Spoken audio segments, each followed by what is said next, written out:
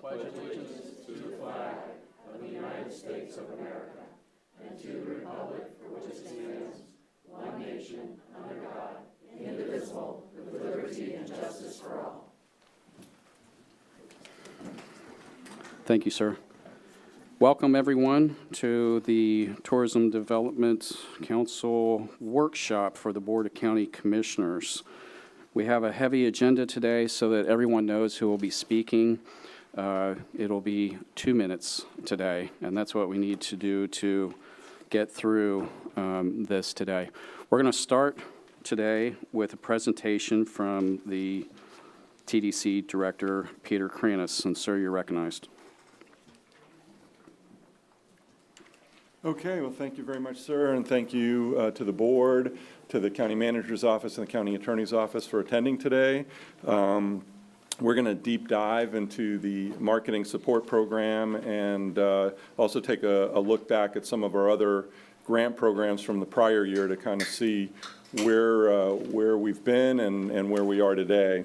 I wanted to start today, however, just kind of get a level set on how our budget is allocated and how tourist development tax, which is the 5% tax on short-term rentals, is allocated based on our county ordinance. Our budget for fiscal year 24-25, our budget is $27 million. When you take out the statutory reduction that's required by the state, 5%, and then the other fees and allocations that we have prior to distributing the funds, comes out to a little over $23 million. If you see, by the way, I did put a presentation in front of everyone here on the table today. If you want to refer to that, because I know these numbers get a little small. Just looking at the top left, in 1986, the first 2 cents or 2 pennies, as they call it, were approved by both the citizens and the board. And the way those are allocated, and the way that the ordinance reads, at least 25%, so it actually says at least 25% is allocated for promotions and advertising. 30%, so just a straight 30% is allocated for beach improvement. And then up to 35% for the capital facilities area, and then up to 10% for the cultural events. So saying up to allows some flexibility there in the allocations, and in the past couple of years there's been some shifting of some of those funds into other buckets. Then in 1989, the third penny was allocated, and 65%, straight 65% was allocated for beach improvement, 25% for Brevard Zoo, and 10% for tourist information, which allows us to run a tourist information center as well as provide other information services like our website and our app to visitors.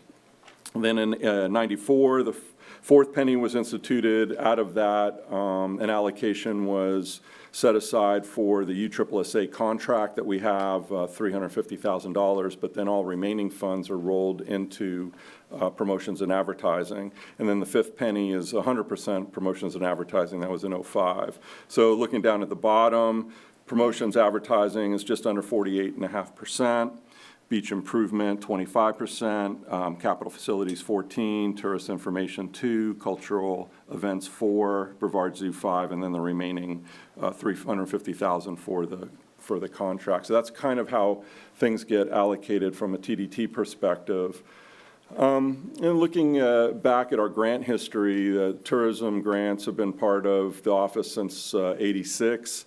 They've been allocated a number of different ways over the years. Beach, capital, and cultural events were designated for funding with the first 2 cents. Sports was added in 1994 with the additional marketing pennies. And then this past year, the board merged the cultural and sports grants to establish the new marketing support program, and we're gonna talk in depth about that program in a minute. But I'm going to take a quick step back to last fiscal year, so fiscal 23-24, And just to talk about how we did cultural grants back then, the grants, of course, the grant program was established to provide support to cultural events. They came from the Cultural Fund, the 4% that I described earlier. And in 23-24, the allocation was $600,000 that went to both small and large events. The program guidelines and applications, those got reviewed by the county attorney's office, but also by the cultural committee. The TDC looked at that and then approved that and then sent it to the board, and the board approved it. In that program last year, the minimum eligibility was for 1,000 out-of-county attendees. The funds were designed or meant to go to out-of-county marketing. 50% of that should have had to go to out-of-county marketing, and then the rest of the grant would go to event expenses. Awards were basically provided as a reimbursement, so most of our grant programs are reimbursements. So that happened after the event was held. So the applicant, after they held the event, they would send us their receipts and all of their package of backup, and then they would get cut a check. As far as the cultural fund this year, so this is the 24-25, this is this fiscal year's fund. What's in the fund, the board had approved a Brevard Cultural Alliance contract of $202,000, the marketing support program allocation of $600,000, and none of that's been spent yet. We were waiting for, obviously, board input on the final designation on how to allocate that, but there's a $600,000 being held. The board approved $300,000 out of this fund to be used for lifeguards, so that has been transferred to that program. And then there is a little over $65,500 remaining in unallocated funds that either could get allocated this year, or if not, then that would roll over and become carry forward for the next year's budget. And then, of course, the tax collector does every one of our funds. The tax collector gets a percentage of that to make up the total expenses of $1.2 million in that budget. Now switching over to sports grants. Sports grants last fiscal, so this was 23-24, this was the last fiscal year. The grant program was established to generate room nights from sports events. That's the primary purpose. There was $240,000 that was allocated out of the marketing fund, so the advertising promotions fund that I mentioned. That came out last year. And the events that received grants generated over 16,000 room nights for the destination.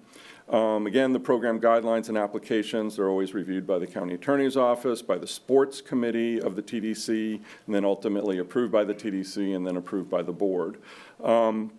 The minimum eligibility for sports events was 200 room nights, and this was the committee determined that the award was based on $15 per room night up to a $25,000 maximum per event.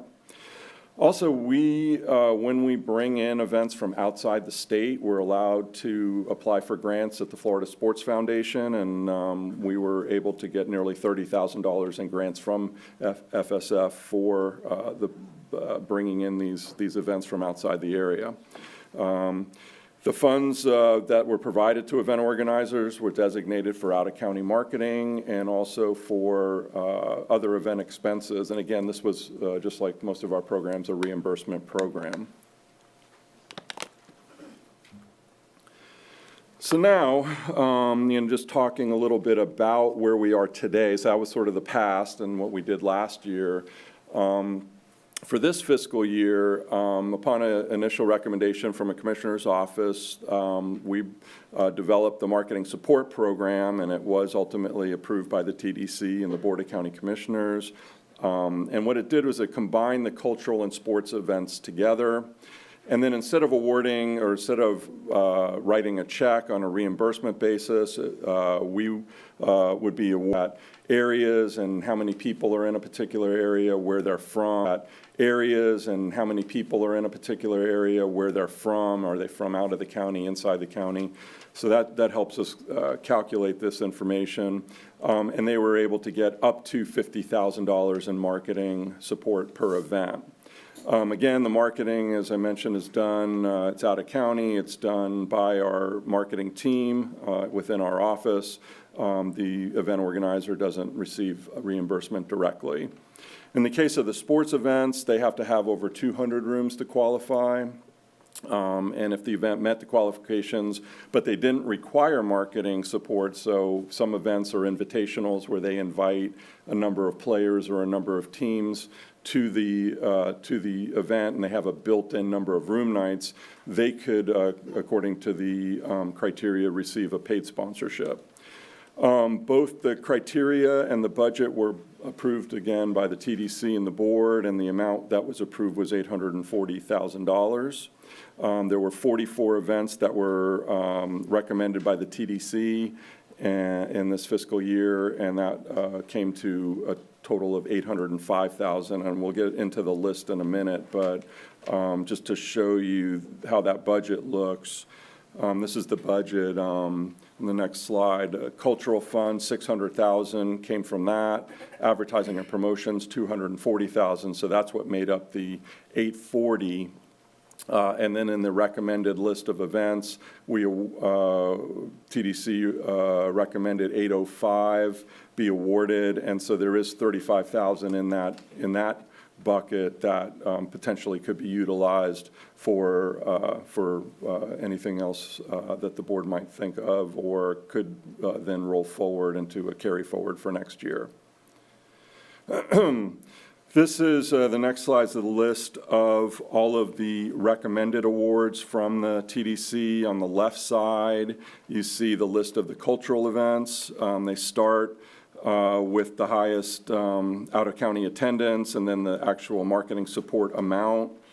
Totals $485 there. And then on the right side are the sports events, which again are organized by the room nights, the top room nights going descending order, and the marketing support there. And that was $320, so that's what makes up the $805. And then at the bottom, we listed some events that we were aware of that we did get, we were able to get cellular data for and able to calculate their out-of-county attendees, but they did not meet the criteria of the 5,000 minimum. So that's just there, again, as a discussion point as we go forward today. On the next slide, it's the same, basically the same list, the cultural events by date of when they occur, and then we highlighted events that have already occurred, so we can have that discussion on how we handle those. There are 7 cultural events that have already occurred, and then on the sports, there are 5 events that have already occurred. So we'll have a conversation about that in a little bit. So that just brings us to a couple of thoughts about options. Obviously, there's a lot of discussion that can happen today, but some of the options could be to, 1, approve the new fiscal year 24-25 marketing support program as is, and the recommended awards as they were presented by the TDC. There were 44 events for $805,000. And then allow for a reimbursement for events that have already occurred using last year's grant program as the criteria. That's 1. 2 could be revert back to the previous program from the previous year, where cultural and sports events have separate grant programs, and just the thought would be, due to timing, approve the recommended awards above as reimbursable grants, or obviously any other option the board would like today, and we'll get into that discussion shortly. That's really it for me in my presentation. I just would state we have about 35 speakers here today representing about 50 different events. So some speakers are going to speak on multiple events. in the 2 minutes. There was a small group of sports, particularly sports events that are located outside the state that were unable to attend today. They were still, they were recommended by the TDC, but unfortunately, because they have other events going on outside of our area, they were unable to make it. So I just wanted to make you aware of that.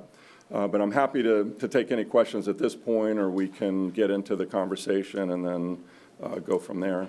I think it'd be good if we did questions for you, Peter, early. And I have a technical question for Morris, but are there questions for Peter? Commissioner Delaney, I'm sorry, I saw her hand first. We don't have lights today, so.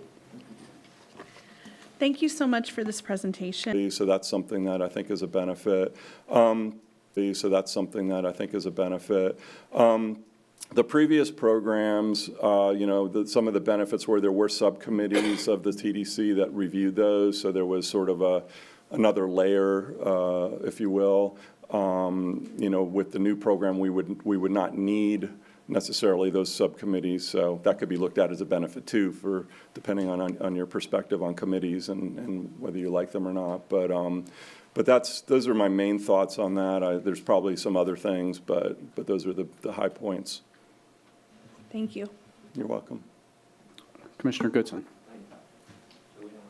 Light down. Question. Yes, sir. If you're doing the count on cell phones, do you compensate some number of people that live in the county that have an out-of-county cell number?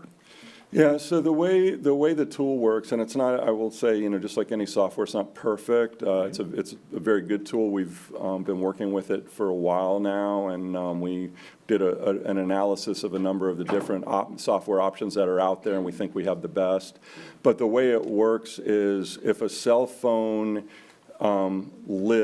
sits in an area for a period of time, that's the area that it gets tied to. So if somebody were to have purchased a phone and has a service out of Washington, D.C., but they've been in Brevard County for 3 or 4 months, that cell phone will read as a Brevard County phone, basically. So, it's possible that somebody comes from New York and they're staying here for a month, and it will still read as a New York phone, but that's kind of how it works. Other questions for Peter? All right, I have a question for Morris. He said what we might agree to.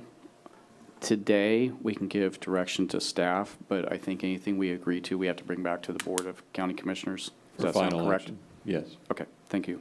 And sir, my thought was, if we get some kind of consensus of input today and are able to craft it, we'd like to bring it back on the 28th of January if possible. Perfect, that's what I'm thinking too, so I think we can all agree to that. Okay, very good. All right, I think we can go ahead with the applicants, if you Okay, will. for those of you in the audience that are here to speak, and you had told us you were coming to speak on particular events, I've got the list here, so I'm going to call you up by name and the name of the event, and then you'll have 2 minutes. So first up, Barry Shepard with the Police Hall of Fame. And then next will be Mitch Varnes. I appreciate that rousing round of applause. There's really no need, but yeah, I appreciate this opportunity to come up and to present. Our usage of the funds would be for our museum and year-round programming as well. We have our annual upcoming event in May, and it's this event where we reserve and utilize the accommodations of 5 local hotels. And local, I'm talking about Titusville mostly, but that includes the Courtyard, the Hyatt, Fairfield, Hampton, and then we usually utilize the Doubletree in Cocoa Beach.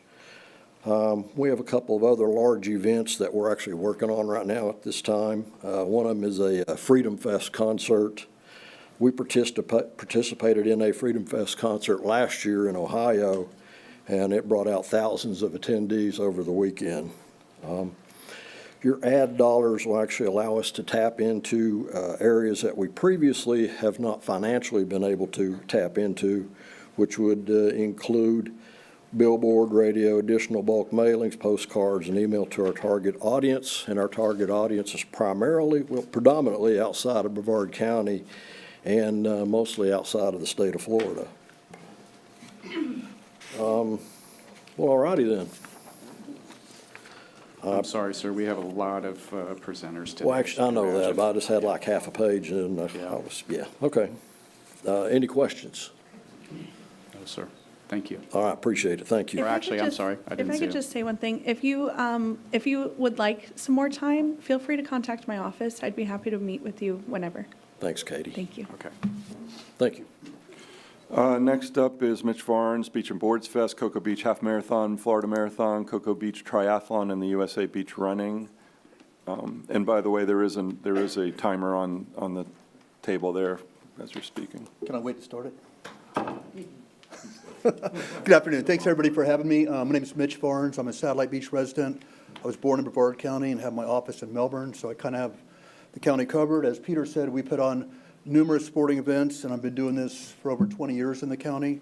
And these include the third largest distance running race in Central Florida, the biggest sprint triathlon in Florida, the biggest pro surfing contest in the whole state of Florida, and the biggest active lifestyle sporting event for spring break in the United States. That's Beach and Boards Fest.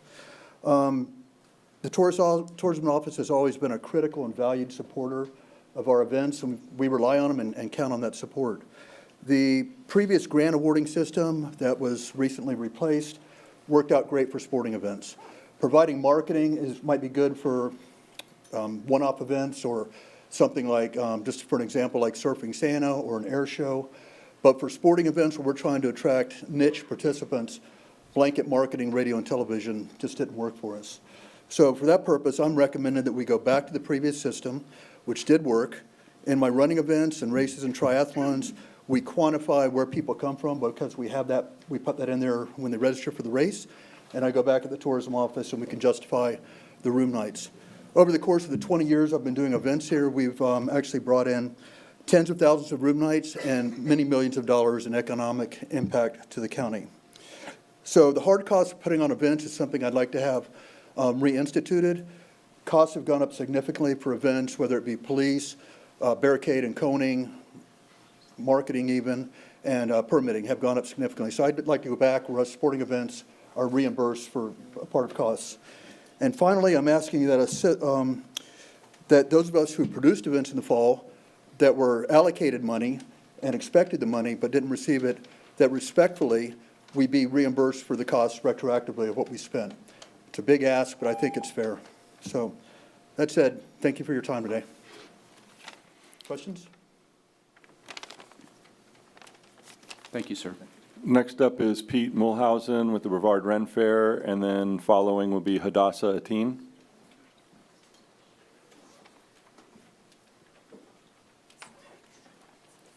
Good afternoon. My name is Peter Mulhausen, Brevard Renaissance Fair. We're celebrating our 10th anniversary this year, and with a lot of help from the TDC over the years, we've grown this little event to become probably the largest Ren Fair in the state of Florida. Over the years, I found that they've done it different ways, and the way they're doing it now I like the best. I'm not a marketing genius at all, and at the old days or a long time ago, it was hit and miss. I think the way they do it now really helps out. They've got expertise out there that we just don't have, and we don't have the time to learn. And I think that's a benefit to the TDC grants. We fill a lot of rooms in this community. A lot of hotels were sold out this week. We heard from our customers as we open up this weekend. So I know that the marketing's working. We even designed some of our ticketing packages to target for weekends, forcing people to come in for the whole weekends, giving them special pricing so they come in on Friday and leave on Monday. We found that's really beneficial in the Renaissance industry, and we changed things up. So there's concerts on Saturday, things on Sunday, so they come in for the whole entire weekend and spend 4 days here. But like I said, I think it's the best way to go. You've done it quite a few different ways. They're all very interesting, but having the TDC with the resources that they have and the knowledge that they have are able to target the people that we're after. And we target a lot of out-of-state people. That's our big focus.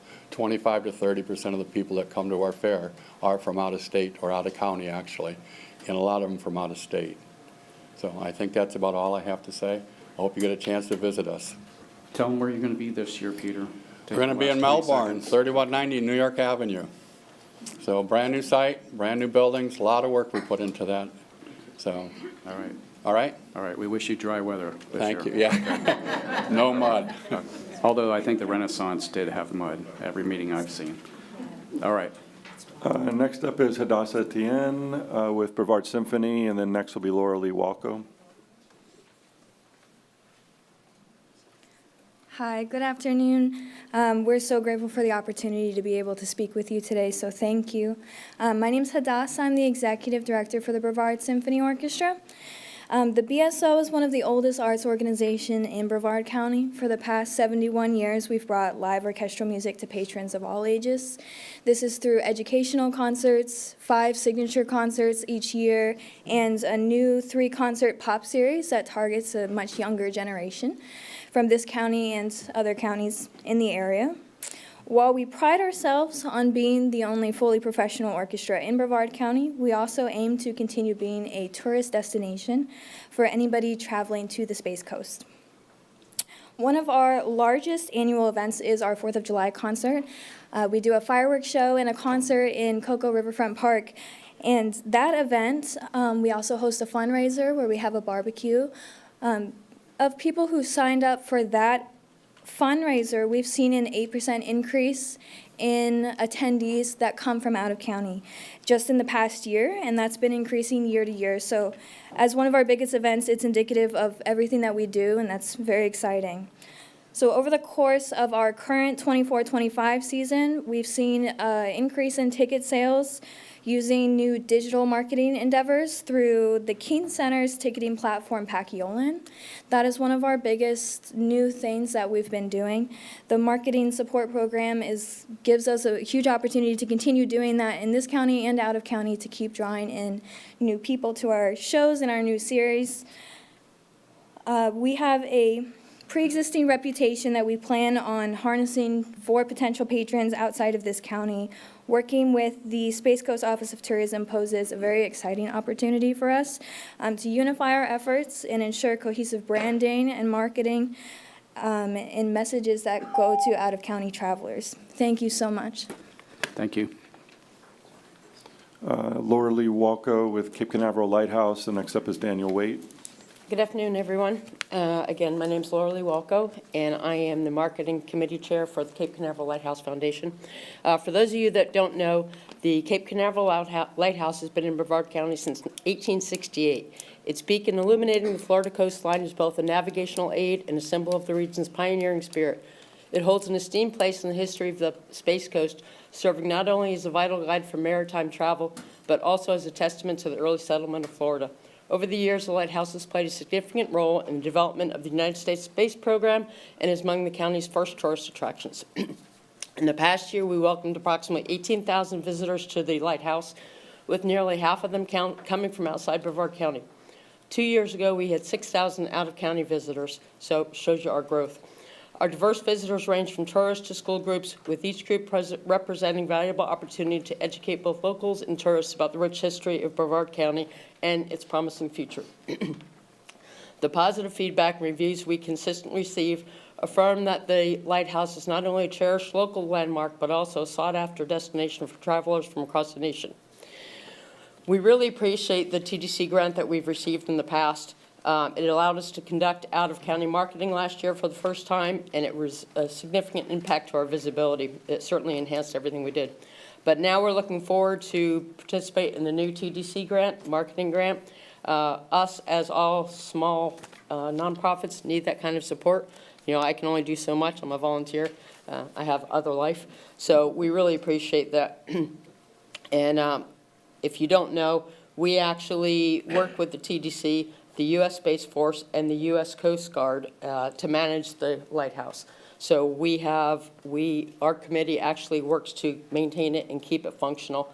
And for this, we need to have more marketing funds in order to get it to be broadcast to a wider audience. Cut out a lot of that. Any questions? My colleague Becky gave you our newest foundation brochure. Thank you very much. Thanks. Daniel Waite with the City of Palm Bay. Next up is Kyle Smith. All right, good afternoon, Commissioners. My name is Daniel Waite. I'm the Acting Recreation Director for the City of Palm Bay and was formerly a Special Events Coordinator. With this grant program, organizations like the City of Palm Bay and those presenting to you today, we've been able to highlight the Space Coast unique appeal and events to attract out-of-county residents to the county, which help promote, local businesses, hotels, and restaurants. The City of Palm Bay has the 3 major city-run events: the Multicultural Festival, Independence Day Celebration, and our Holiday Light Parade. Based on the software data from the Space Coast Office of Tourism, our fiscal year 22-23, we were in the 1,000 to 2,500 out-of-county attendees. The following fiscal year, we increased to the next tier of the 2,500 to 5,000 out-of-county residents. And this fiscal year, we did qualify for over the 5,000 out-of-county residents. These numbers clearly demonstrate that we are bringing in out-of-county attendees to these events, helping boost the local economy, enhancing Brevard County's reputation as a cultural destination. And based on what you guys are discussing today, I do like the idea of the Space Coast Office of Tourism, or the TDC, doing the marketing part of it, especially with us, with the city. We're limited in our resources, so this is an extra resource for us. Thank you. Thank you, sir.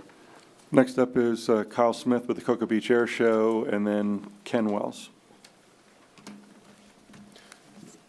Good afternoon, folks. As you already know, my name is Kyle Smith with the AirDot Show Tour. I'm here to talk to you about one of our 8 stops on this year's 2025 AirDot Show Tour, which is the Cocoa Beach Air Show. It's going to be held July 12th and 13th. It's going to feature the United States Air Force F-22 Raptor, which, if you haven't seen, is arguably one of the most technologically advanced aircraft mankind has ever made. It is actually going to be the capstone event of the Cocoa Beach City Centennial. In fact, Wayne, city manager, is here to show his support for this event. Just to tell you a little bit about the last air show held in Cocoa Beach. It was the 5th largest beachfront air show in the country, not the state, the country, larger than Miami Beach and Jones Beach, which is in Long Island. And this is a little trivia question for you folks. We can have a little interactiveness here. Out of the lower 48 states, only 3 states did not have someone attend the air show in Cocoa Beach in 2023. Any guesses at what 3 states may not have had anybody come? Alaska? No, lower 48. Yes. No? They heard of North Dakota? No. Montana, New Mexico, Oklahoma. So we're going to have to pick up our marketing over in Billings. But what the air show basically does is it provides Cocoa Beach and Brevard County with another summertime holiday weekend with numbers on the beach comparable to 4th of July and Memorial Day. And naturally, that comes from marketing outside the county. So the TDC has some of those numbers that I'm sure they provided you. I just wanted to tell you a little bit about the show in July. Thank you guys for your time and consideration and your service to your county. Thank you, folks. Thank you, sir. Okay, next up is Ken Wells with Cocoa Beach Main Street, and then Christopher Stagman. Hi, it's actually Kenny Wells from Cocoa Beach Main Street. That's okay. It's different. It's a different spelling. Hi to everyone. I am Kenny Wells, Executive Director for Cocoa Beach Main Street. We work very hard as a Main Street. What our organization does, it's a 501c3 nonprofit. Our efforts are the revitalization of downtown area, and that's through community efforts and bringing visitors down as well. We have monthly events, our Friday Fest. We're having one this Friday. If you haven't attended one, I invite you to come see us. With the TDC grant, we were creating larger events. We had a kite and beach festival in January, trying to target a month that is slower for us with the hotels, just because of the weather not being as great. It's not summertime. We did that for 2 years, and we had fantastic response to it. Unfortunately, because of the grant situation through the TDC, we weren't able to do that this year. It was very, very sad for us, and a lot of people that were booking hotels last year, looking forward to coming down this year. So that hurt us. It's an expensive event to put on, so we did rely on the grants for that. The hard costs and the marketing grants work best for us. I love the idea of the TDC doing our marketing for us, but we also need help with the hard costs. Just things are more expensive with the staging and everything that goes into putting on events, so that helped us a lot. That's it for Cocoa Beach Main Street. Does anybody have any questions? Thank you. Thank you. Okay, Christopher Stagman with Cocoa Village Main Street, and then Nathaniel. Good afternoon. Chris Stagman, Executive Director of Cocoa Village Main Street. Our primary mission is to promote and sustain a vibrant and beautiful downtown area with an abundance of thriving local businesses, fun and safe activities, while nurturing our cultural diversity and our history. In a nutshell, Cocoa Village Main Street works in partnership with the great city of Cocoa to ensure our downtown area is a place we are all proud to call home and a place that our out-of-area guests feel welcome. Almost every weekend, there are events and activities in Cocoa Village to attract local and out-of-area guests, from music concerts, car shows, food and beverage festivals, bike parades, 5K runs, book fairs, art and craft fairs, just to name a few. Cocoa Village Main Street hosts four art and craft fairs throughout the year, which attracts over 100,000 visitors annually. 30% of these visitors and over 70% of the vendors who participate are from outside our county and spend the weekend here in Brevard enjoying our beaches, hotels, and other amenities, about 7,000 per event. We have requested funding from the Marketing Support Program to help us promote and advertise the art and craft fairs with the goal to attract more out-of-area guests to visit Cocoa Village and our county. We're growing, and we're proud of that. Thank you for your time and all that you do for our community and our local economy. Your leadership is very appreciated. Any questions? Sir. How much money do they provide to put on these shows, or a show, arts and crafts show? For us, it's pretty much free, and we get a tax abatement from them for any kind of street closures, and that just went into effect in 2024, Tom. We do have to pay for emergency support like EMTs and police, which we have because obviously we want to have safe events. But we get lots of help from the city of Cocoa, and they work in conjunction with us. Thank you. Next up is Nathaniel Nepper-Quijano with Cocoa Village Playhouse, and then George Trossett is next. Good afternoon. I am Nathaniel, and I am the Artistic Director at the Cocoa Village Playhouse. And the historic Cocoa Village Playhouse provides affordable and accessible programming to visitors and residents of the Space Coast community. We are currently celebrating 100 years of the Aladdin Theater, which opened as the premier cinema in Brevard County. And the Playhouse is currently midway through its 35th season of Broadway on Brevard. Our patron base includes over 43,000 unique attendees, with nearly 18% of attendees residing outside of Brevard County.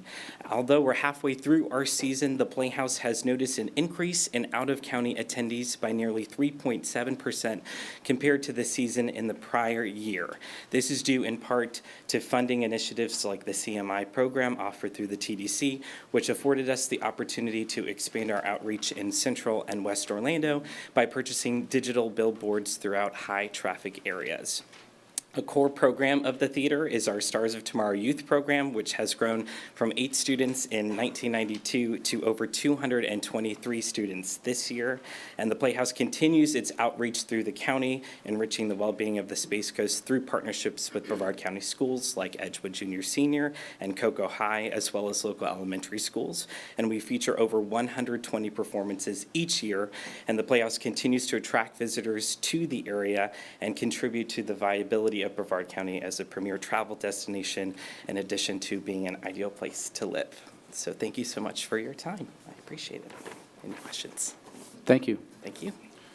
Next up, George Trossett with Florida Surf Museum Surfing Santas, and next will be Bill Gary. Hi, I'm George Trossett with Surfing Santas. What do Surfing Santas do for Brevard County tourism? What started out as a fun family day in Cocoa Beach has turned into a global phenomenon. People from all over congregate on Christmas Eve in Cocoa Beach to celebrate the holidays with Santa, friends, and family. Over the years, with Space Coast Office of Tourism's help, Surfing Santas has become a viral media event like no other. By partnering with Surfing Santas on promotional events, the Space Coast Office of Tourism has garnered more than 10 billion media impressions over the years, worth $30 million or more in advertising value. So to advertise Surfing Santas through television and billboards or something is not going to help our event. We need help to pay for the event. The event costs about $30,000 to put on, and we're fortunate to be able to continue the grant that was approved for Surfing Santas. We hope that that money could be retroactive and maybe come back towards paying for the event so we can continue our quest to conquer the world with great media coverage. Thank you. Commissioner, go ahead. I just had a quick question. George, who has the record for the most Surfing Santas? Well, there is no world record as far as Guinness is concerned, although one of the things I'd like to do in the future is set a world record for the most people surfing on a giant surfboard. The current record for that is 66, and we can handily beat that by building a giant surfboard, maybe a 60-foot surfboard, and put maybe 100 people on it.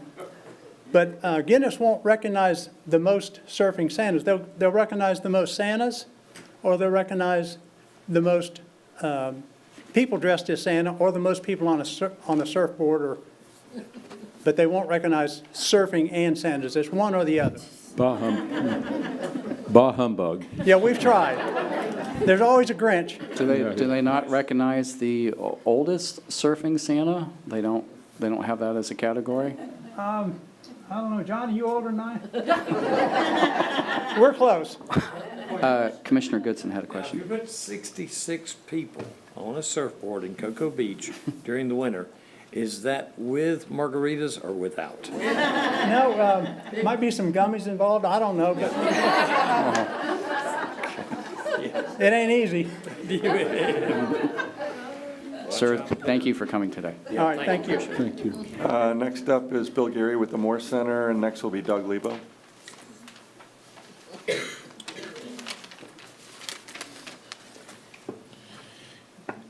Good afternoon, Commissioners.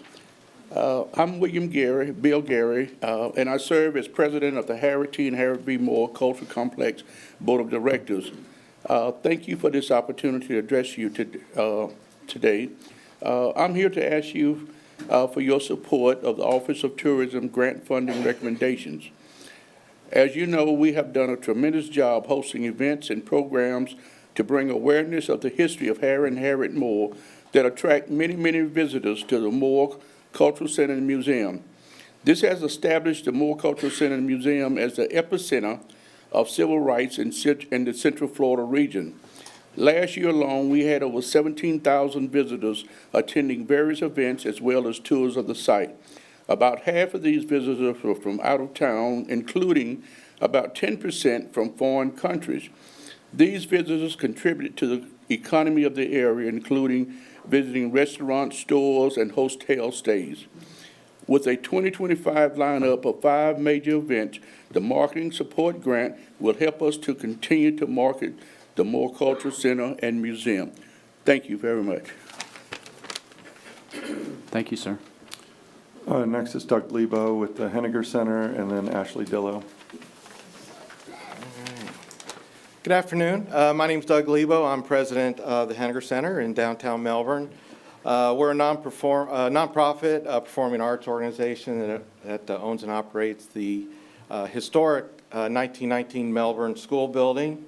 We offer year-round cultural arts live programs and attract about 40,000 patrons a year. Almost 20% of them are from outside of the county. Peter gave a great history of the TDT money that supported these grants. There was a time also that general funds from the county were used to support these grants, so I'll just throw that out there. That kind of went away a few years ago, and it was all kind of left to the TDT monies to carry the load. But there was a time when we could use all of those funds or some of those funds for production costs and event costs. And I think some other speakers had brought that up, that there's definitely a benefit in that. So I guess my first recommendation to the commission is to reconsider that some of the money, depending on the organization, some people enjoy the full marketing support coming from the TDC. And I think other events, though, it makes more sense for some of that money to go towards funding the events. I will say last 2 years have been a little frustrating doing the county grant program. It seems we go through the process through the course of months and writing the grants and getting them, the team processing them and going through getting awarded and graded and such. And then we get to the ultimate end in the county commission, it's like a surprise. Well, why are these organizations included in this, or nonprofit, or this event, or that event? And it just doesn't seem like there's a meeting of the minds going into these grant programs that what should qualify and not qualify, and we get to the end of the process and we kind of end up here. So I guess my second recommendation would be for that kind of meeting of the minds as to the purpose and scope of these grants, kind of get agreed to ahead of time. Thank you. Thank you, sir. Ashley Dillow with the King Center, then Kim Agee.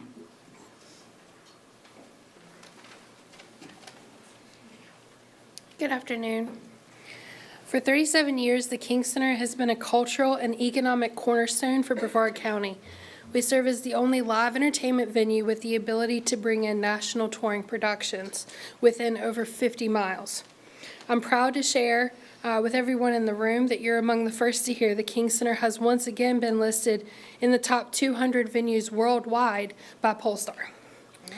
In 2024, we welcomed nearly 150,000 attendees to over 100 events. Of those attendees, over 20% came from outside Brevard County. Their impact extends beyond ticket sales. Guests dine at local restaurants, stay in hotels, and explore the Space Coast during their visit. This economic ripple effect is even greater when you consider the touring artists and production crews we host. They stay in local hotels, utilize catering and dining services, shop at area businesses, and utilize healthcare facilities during their time here.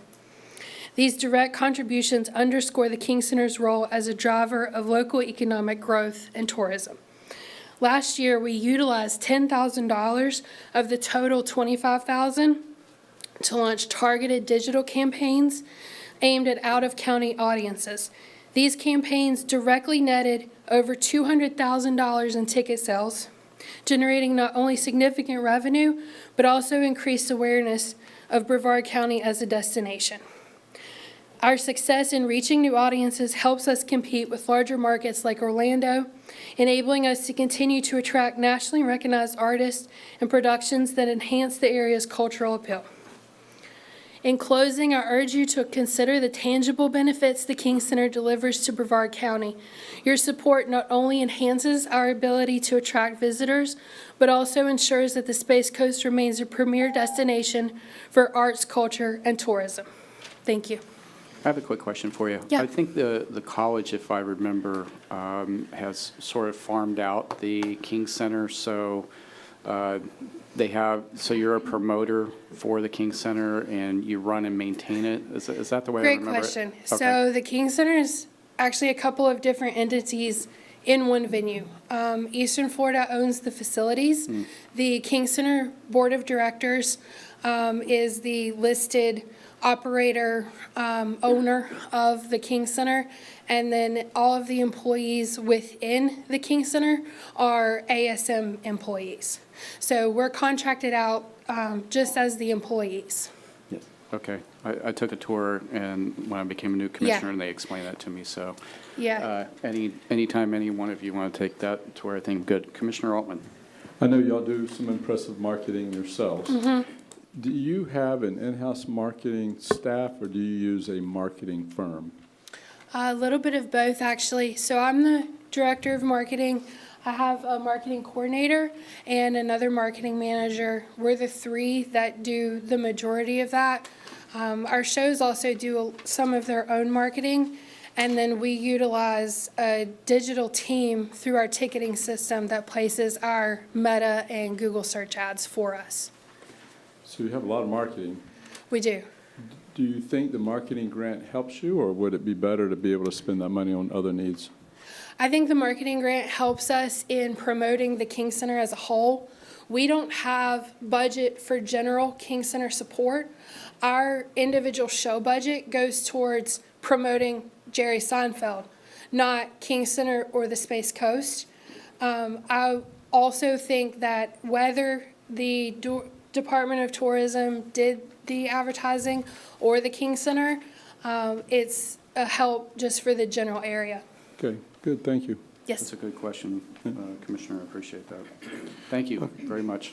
Next up is Kim Agee with Melbourne Main Street, and then Rochelle Hood. Hi, good afternoon, everybody. Thank you for allowing us to be here today. I am Kim Agee. I'm the Executive Director of Melbourne Main Street. We're a over 20-year-old nonprofit organization that's dedicated to the revitalization of downtown Melbourne. And events are a big part of what we do to attract people into the area, to patronize the businesses, and really create that economic impact and a lasting impact of their experience that they're having in downtown Melbourne. I will tell you that we did submit for the grant this past time. We focused on 3 major events, which was our Food and Wine Festival that happened in November, and then we do 4 nights of candlelight shopping. Each night had a different activation event, a different theme. Our Food and Wine Festival had live artist painting, live music, 3 different bands, and our candlelight shopping, one of the 4 nights we actually focused and had an art walk, because we have over 27 different art installations and activations within downtown Melbourne, which is pretty significant from the cultural side. So we're pushing the cultural quite a bit, and it's been a big, big boost to us, and it's been a big attraction, and so that's really important to us. We've really enjoyed working with the TDC staff and the Space Coast Office of Tourism. I had the pleasure of serving on the marketing committee last year, learned a lot about the job that they have to do, the numbers, and the reach that they're doing for all of us in the county, and I commend them for that work. We have Hotel Melby now, which actually adds a whole different flavor to our community, which makes it more of a destination. So we're attracting more people from out of county. We're picking up some of those business, really heavily business travelers that are staying the weekends for some of the things that are happening in downtown. And I think it's really critical to continue the marketing. I will tell you that 2 of our events that we did, the 3rd one will be Botanical Fest in March, but the 2 that we did, Food and Wine and the 4 nights of candlelight shopping, happened when the grant got rescinded back after we were, kind of said that this is moving forward. So I hope that you will consider reimbursing us for those, some of the hard costs and also the marketing cost. Thank you. Thank you. Any questions? Commissioner? Hi. Good. Hi. You moved your wine festival down to the river, right? Yes, sir. Out of the main street. Yes, sir. How'd that go? How was that received? It was good. We got reports that it was the best one we'd had ever done. We're really trying to connect to the waterfront. We're one block off. And so one of our strategic initiatives is to actually connect with the waterfront and help people experience that entire area. And so they were loving it. Did you move tiki bars down to the river? Because I know I heard that the people couldn't walk in the bars and get a drink and walk back on the street. We did not shut off any businesses whatsoever in the footprint that we had. You had to walk uphill. You had to walk uphill? Yeah. It's good for you. That is a problem. It's good Now, for you. going down, No, they got to usually it's not Ichabod. They could get to Ichabod's. They could get to Ichabod's, and then they could also get to Alambia. I'm going to get me a pedal shuttle the next time. I'll take you. No, I'll put you in the golf cart. I don't trust you. Thank you. You trust me. Any other questions? Thank you Thank very you. much. Peter, we're going to take one more, and then we're going to take a quick break, okay? Were we taking a break? We're going to take a quick break after we're doing Merritt one more. Island. Let's do Merritt Island. Okay, Wildlife. so Rochelle Hood with Merritt Island Wildlife Refuge. Think about a time when the sun was rising and you heard birds singing.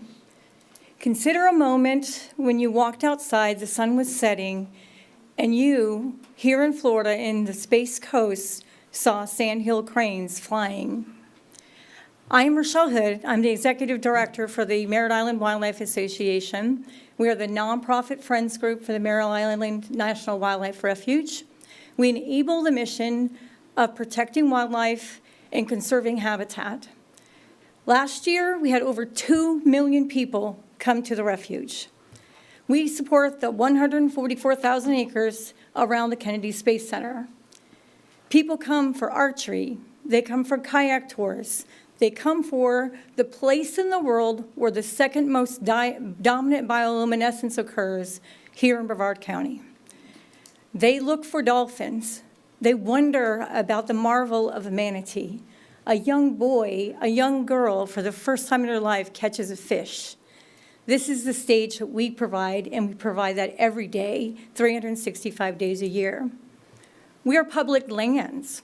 As the nonprofit supporting the refuge, there's no marketing dollars whatsoever. Our marketing is a rare bird, the snow bunting that landed here, the flamingos that flew off, of course, from the hurricane and have stayed here for a year. What we would like to do with the marketing support program is that make sure that the public lands are available to everyone, not just people who regularly fish, not just those people who have taken up archery or bird watching, but every single person. We have hundreds of acres of hiking trails, biking trails, and what we're most known for is our wildlife drive. We remove the barriers for people with limited mobility to be able to enjoy those experiences every day. And the marketing grant will allow us to get out of county and bring more of those people here, not just the people in the local area. Thank you for your time. Question by Commissioner Goodson. Sorry, ma'am. Is duck hunting still allowed on the refuge? It is. Duck hunting is. Great. That's great. Okay. Thank you. Yes, it's a very important part of the refuge's mission. I didn't hear you mention it. Are you clear on the difference between rabbit season and duck season? I have a rough time with my eyesight, but I think one flies and one runs. Hunters are actually our second largest category. You think of you bird watchers. Oh, yeah. Our number one category is anglers, then hunters in general. Thank We you. have hog hunting as well. So, Thank you very much. Thank you for great. your time. Okay, commissioners, do we need 5 minutes or 10 minutes? What do you want to do? 10. Okay, I think somebody wants to go outside. All right. Let's be right back at 2:10 sharp, and it'll be Space Coast State Fair, right, Peter? Thank you.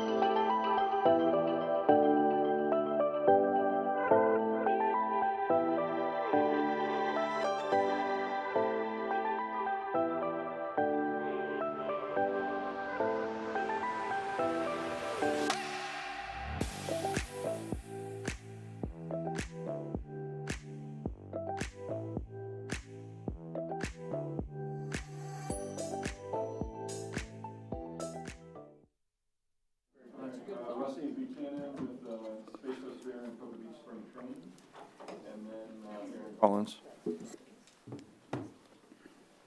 Hello, Commissioners. Thanks for having me. I am Rusty Buchanan. I'm speaking today on behalf of Giles Malone and Brevard Productions.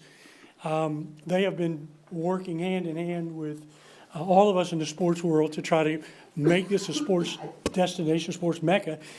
And I got to start by saying thank you to this body, because many years ago, 1994, some commissioners had a vision that Brevard County could be a sports destination. And lo and behold, it has become that without a doubt. First year, 1994, we hosted the largest single sporting event in America, the AAU Junior Olympic Games, right here, first event ever in the Space Coast Stadium. The next year, Giles and Brevard Productions said, well, we've got this great facility out at Cocoa Expo, let's bring some baseball in. That year, we hosted the largest single age division baseball tournament in the history of the United States. From that point forward, every single year, Giles and the spring training folks have brought hundreds of teams to the area, creating hundreds of millions of dollars in economic impact since 1994. I served in the role of spearheading this sports effort from 94 for 26 years. I led the efforts of the Tourism Office and our Sports Commission until I left to become a board member and, believe it or not, the United States Bobsled and Skeleton Federation. I live in Florida, go figure that one out, representing our Olympic athletes in their endeavors. And following that, I became the president and the CEO of the largest amateur sports organization in the world, the AAU, known for the Junior Olympic Games, President's Council on Sport and Physical Fitness. But I keep my hand in the sports world. I keep my hand here in the county because this is where it started for me. This spring training program, no doubt, is one of the best spring training baseball programs in the history of any of the 20 that now operate in the South. And I've also got to say thank you to Mitch for helping me with the governor's request to do the Junior Olympic Games here in 2020 during COVID. We did it, we pulled it off. And one more thing, that state fair out there, it's going to have Carnival Eats come in and film only one of 6 places that are going to do that in the entire country. So I wholeheartedly support this. I'm available for any questions, and anytime anybody would like to talk to me about the history of how we got here, happy to do it. Thank you, sir. Thank you, folks. Okay, Aaron Collins with Space Coast Symphony, and then Carrie Bartlett. Good afternoon. I hope you all had a wonderful New Year and holiday. My name is Aaron Collins. I am the conductor and artistic director of the Space Coast Symphony. We are in our 16th season and have performed over 1,200 productions from both big and small since our inception throughout the Space Coast. And we have graciously received support from the county from all of the different iterations of this grant program for 13 of our 16 seasons. It has helped us tremendously to market to new concertgoers and bring thousands of visitors here to the Space Coast. Our current season consists of a large variety of programming, in fact 37 performances on the Space Coast in 2025, ranging from patriotic, pops, film music, contemporary works, masterworks, opera, ballet, Broadway, jazz, rock, children's concerts, and more. As a member of the TDC Cultural Committee for 3 years, I've had the great pleasure to learn about all of these amazing organizations behind me, and I hope you'll find the heart and the money to support all of them. I yield my time back to others. Thank you so much, and appreciate you. Well, before you go, Aaron, tell us where, at least give you a plug for your group. Where best for us to go see one of your many shows? So we perform in a variety of venues. Our main venues are mostly the Scott Center right on Pineda Causeway at Holy Trinity Episcopal Academy. Satellite High School is another one. We're also partnering with AMC Theaters. We provide concerts inside the movie theater while performing with the films, and a variety of other venues, churches. It's a challenge to find venues here in Brevard County, but we fit in all nooks and crannies of many different spaces here in Brevard. So we have a lot of great partners. Thank you, sir. Thank you. Great to see you all. Thank you. Okay, Carrie Bartlett, Thunder on Cocoa Beach, and then Marcia Getke. Yeah, first of all, my name is Kerry Bartlett. I'm the founder and executive director of Thunder on Cocoa Beach. First of all, thank you very much to the county commissioners and especially Peter and his staff at the TDC for the many years of support and guidance and marketing support. We're celebrating our 16th year of offshore powerboat racing in the Space Coast. We are, again this year, the first race of a 6-race series, national series with the APBA, the UIM International Race Board, and with the organization P1 Offshore Racing. The series starts here in Cocoa Beach in May 15th through the 18th. It goes to New Orleans, Sheboygan, Wisconsin, Michigan City, St. Petersburg, and then Key West for the national and world championship. We have currently 10 classes of racing, teams racing. Over 60 race teams have signed up so far for the 2025 race. Each team could consist of anywhere from 4 to 15 members, staying in hotels, eating in our restaurants, and getting gas. So we have 15 years of solid economic impact in Brevard County. We're a unique event in which where we move. We go to the port, then we go to Cocoa Beach, then we move to the beaches in Cocoa Beach, Laurie Wilson, for 2 days of racing. And we have expanded it to 2 days of racing, Saturday and Sunday, which I think aided in us being, having 75,000 visitors last year, overnight stays. The Hotel Association definitely supports us.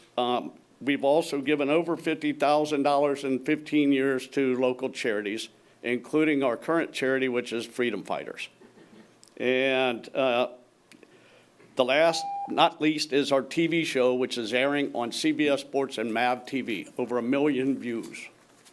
When's the race this year? May 15th to the 18th, racing is on 17 and 18. All right, very good, sir. Thank you very much. All right. Marcia Getke with the Titusville Playhouse, and then Gabriel Rothblatt. Good afternoon, Commissioners, and thank you for the opportunity to be here. Whoop, I'm already beeping. That was quick 2 minutes. Thank you for the opportunity to be here to speak to you today. My name is Marcia Gedke, and I am the Development Director for the Titusville Playhouse. And I also want to recognize our Artistic and Executive Director, Stephen Herron, is also in the audience with us today. The American for the Arts organization conducts an arts and economic prosperity survey on a regular basis, and they focus specifically on counties at the county level. And the most recent survey shows that non-resident attendees to cultural events spend an average of 372% more per person than local attendees as a result of their attendance at cultural events. And primarily that's because of room nights. 100% of those non-residents say that they came specifically for a cultural event, and over 72% of those folks say that if the event was not being held, they would go elsewhere. So a little bit about the Titusville Playhouse. We're currently in our 60th season. We have 13 shows on our main stage and our Stage 2 venue, and 7 youth shows. Our economic impact over the 23-24 season was $5.6 million. This season, I'm proud to announce that we entered an agreement with MTI, Music Theater International, and we are now collaborating on shows that have never been seen before that will then become part of their inventory for licensing across the world in the future, and it will always say Titusville Playhouse collaboration on it. So far, we've had 40,513 patrons through the door from 47 states. We're hoping that Jersey Boys will take us over to that 50, and we'll have somebody from Arkansas, Montana, and Nevada before the season ends. And 1/3 of our patrons are from outside of Brevard County. We also welcome groups. We've brought in 19 groups so far this season to the theater. The cultural grant funding allows us to extend our marketing beyond what we could do on our own, reaching new neighborhoods and communities and encouraging them to travel to the Space Coast. We primarily do a direct mail program with our dollars. We also do billboards, so I hope that you'll continue the program. Thank you. For anyone who doesn't know, the Titusville Playhouse is very close to the Titusville 6-story building where Commissioner Delaney's office will be, right? All right, very good. I walked by it every day for 6.5 years, so. Okay, Gabriel Rothblatt with the Space Walk of Fame Foundation, and then Ron Davis. Excellent. Honorable Brevard County Commissioners, everyone celebrates our nation's independence on 4th of July, but have you ever wondered when is Brevard's birthday?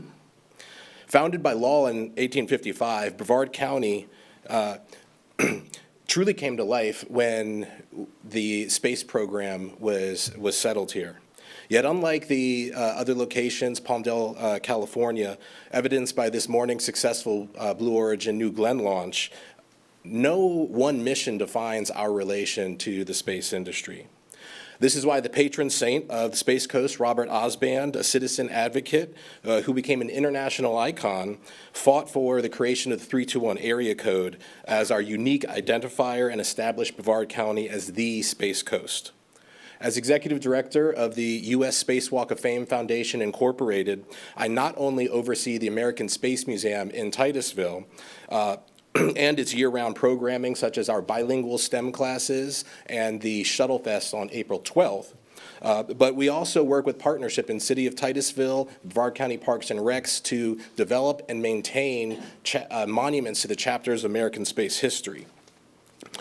Last year, as a memorial to that founder of the Space Coast, we inaugurated 321 Day to be held annually on March 21st as a celebration of space and our relation to it with a proclamation from the mayor of Titusville.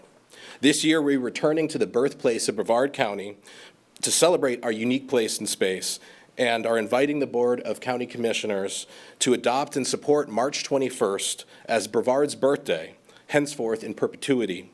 Thank you for the opportunity to present our case for the 2025 Marketing Support Program. With your ongoing support, the U.S. Space Walk of Fame Foundation will inspire the future through the preservation of achievements of the past as we continue to share with the world how Brevard County came to be and will remain the place where we make the history of tomorrow. Thank you. Thank you, sir. Okay, Ron Davis, Valiant Air Command, then Fred Trust.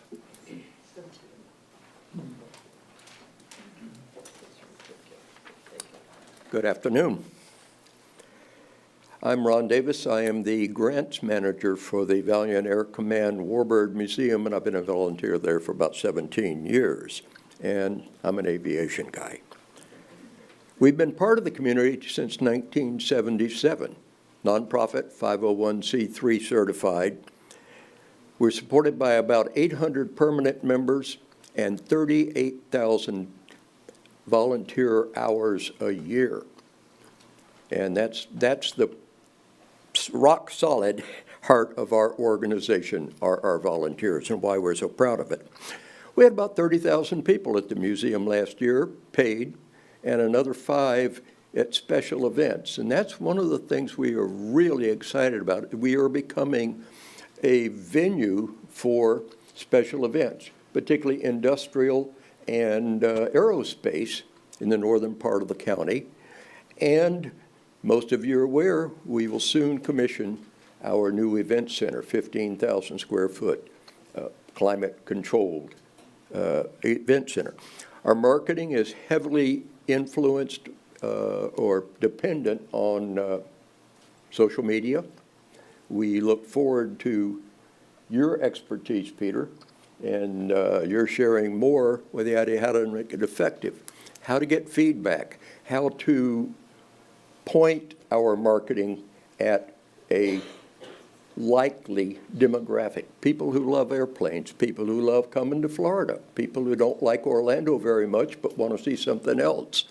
Those are all part of our groups, and we get marvelous write-ups from them. And finally, the event center itself, the county and a lot of other agencies have been very generous. We are proud of how it's going to look, and give us a couple of months. It'll knock your eyes out. Thank you. Thank you, sir. Okay, Fred Trust with the Wizard of Oz Museum, and then Jenna. Good afternoon, everybody. My name is Fred Trust. I'm the founder of the Wizard of Oz Museum in Florida. In the museum, we probably heard about the news that we eventually be moving to Orlando area. It's going to take us around 2 years to get there. But since this was 2025 budget, I figured we're going to apply and try to figure out maybe get some funds. What's happening is museum have around 18,000 visitors annually at this point, and we're growing approximately 10% every year. The visitors, 5% of visitors come from Brevard County. Approximately the same amount of 5% come from internationally. Number 1 country visiting us from England. Number 2 is Canada, followed by Brazil, and followed by Australia. Okay? Now, 30% of visitors is from Florida, outside of Brevard County, and another 60% is everywhere else in the United States. Why are they visiting the museum? Museum is a unique experience that you could not see anywhere else, including the immersive experience. What is happening, museum is not only covering the Wizard of Oz, the trade name is known by everybody, but we also incorporate the art of the Van Gogh, and we also incorporated the images of the James Webb Telescope. As a result, museum rank on TripAdvisor, what is the platform that measure actual museums against each other, and there's 35,000 museums in the United States. Florida is the 3rd largest state that covers the museum, around 2,000 museums in Florida. In the United States, on TripAdvisor, we are ranked as number 1 children museum in the USA, number 5 as art museum in the USA, and number 12 as the specialty museum. We already outrank all the museums in Orlando area. Sorry. Any questions? Thank you, sir. Okay. Jenna Scaglione with Winter Classic and Hurricane Classic, and then Scott Armstrong. Hi, everyone. I am Jenna Scaglione, president of Central Brevard Soccer, and Brittany Lee, treasurer of Central Brevard Soccer. Our soccer program has been around since 1982 in Merritt Island. We are a nonprofit organization serving approximately 1,400 Brevard County children. We, as a club, host 2 tournaments a year, soccer tournaments. One, the Winter Classic, which is in January. For this month, it'll be next weekend. And then our Hurricane Classic is in August. These tournaments are hosted at Mitchell Ellington across all of the fields that we have there, so soccer, football fields, baseball fields, and then also Kelly Park West, over a 2 to 3 day weekend. We have more than 100 teams that come out to these events with approximately 1,500 attendees.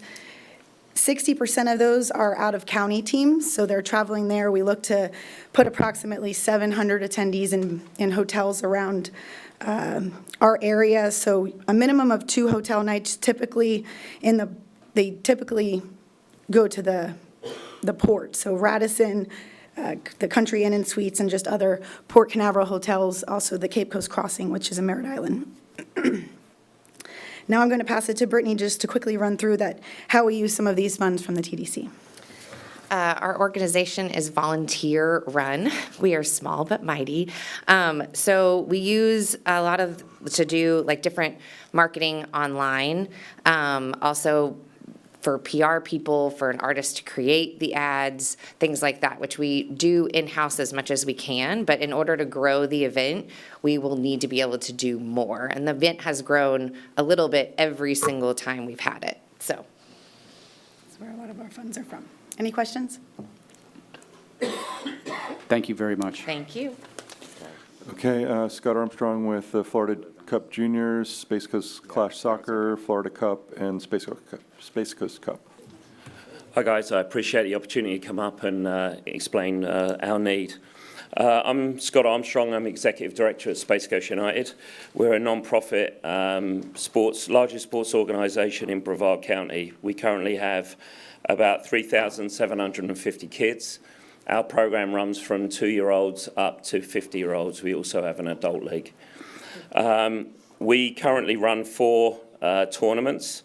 Our first tournament is in November. There we had 1,543 participants. Hotel rooms. Junior Cup, we had 1,009 hotel rooms. And the Junior Cup was a cup that we put together that was located on the west coast of Florida. We actually relocated it to here. We also have the Space Coast Clash, which is 1,200 hotel rooms, and we have the Florida Cup, which is over 1,000 hotel rooms. We don't do a stay-to-play event, which means we will facilitate over 100 different hotels in the county. Our tournaments have outgrown our facilities, so we're looking to expand into the Titusville market for 2 of our tournaments. 75% of our attendees for our events are out of town. We have different relationships with different clubs around the county, around Florida, and we reciprocate. So we have a good number of our events are based on over 75%.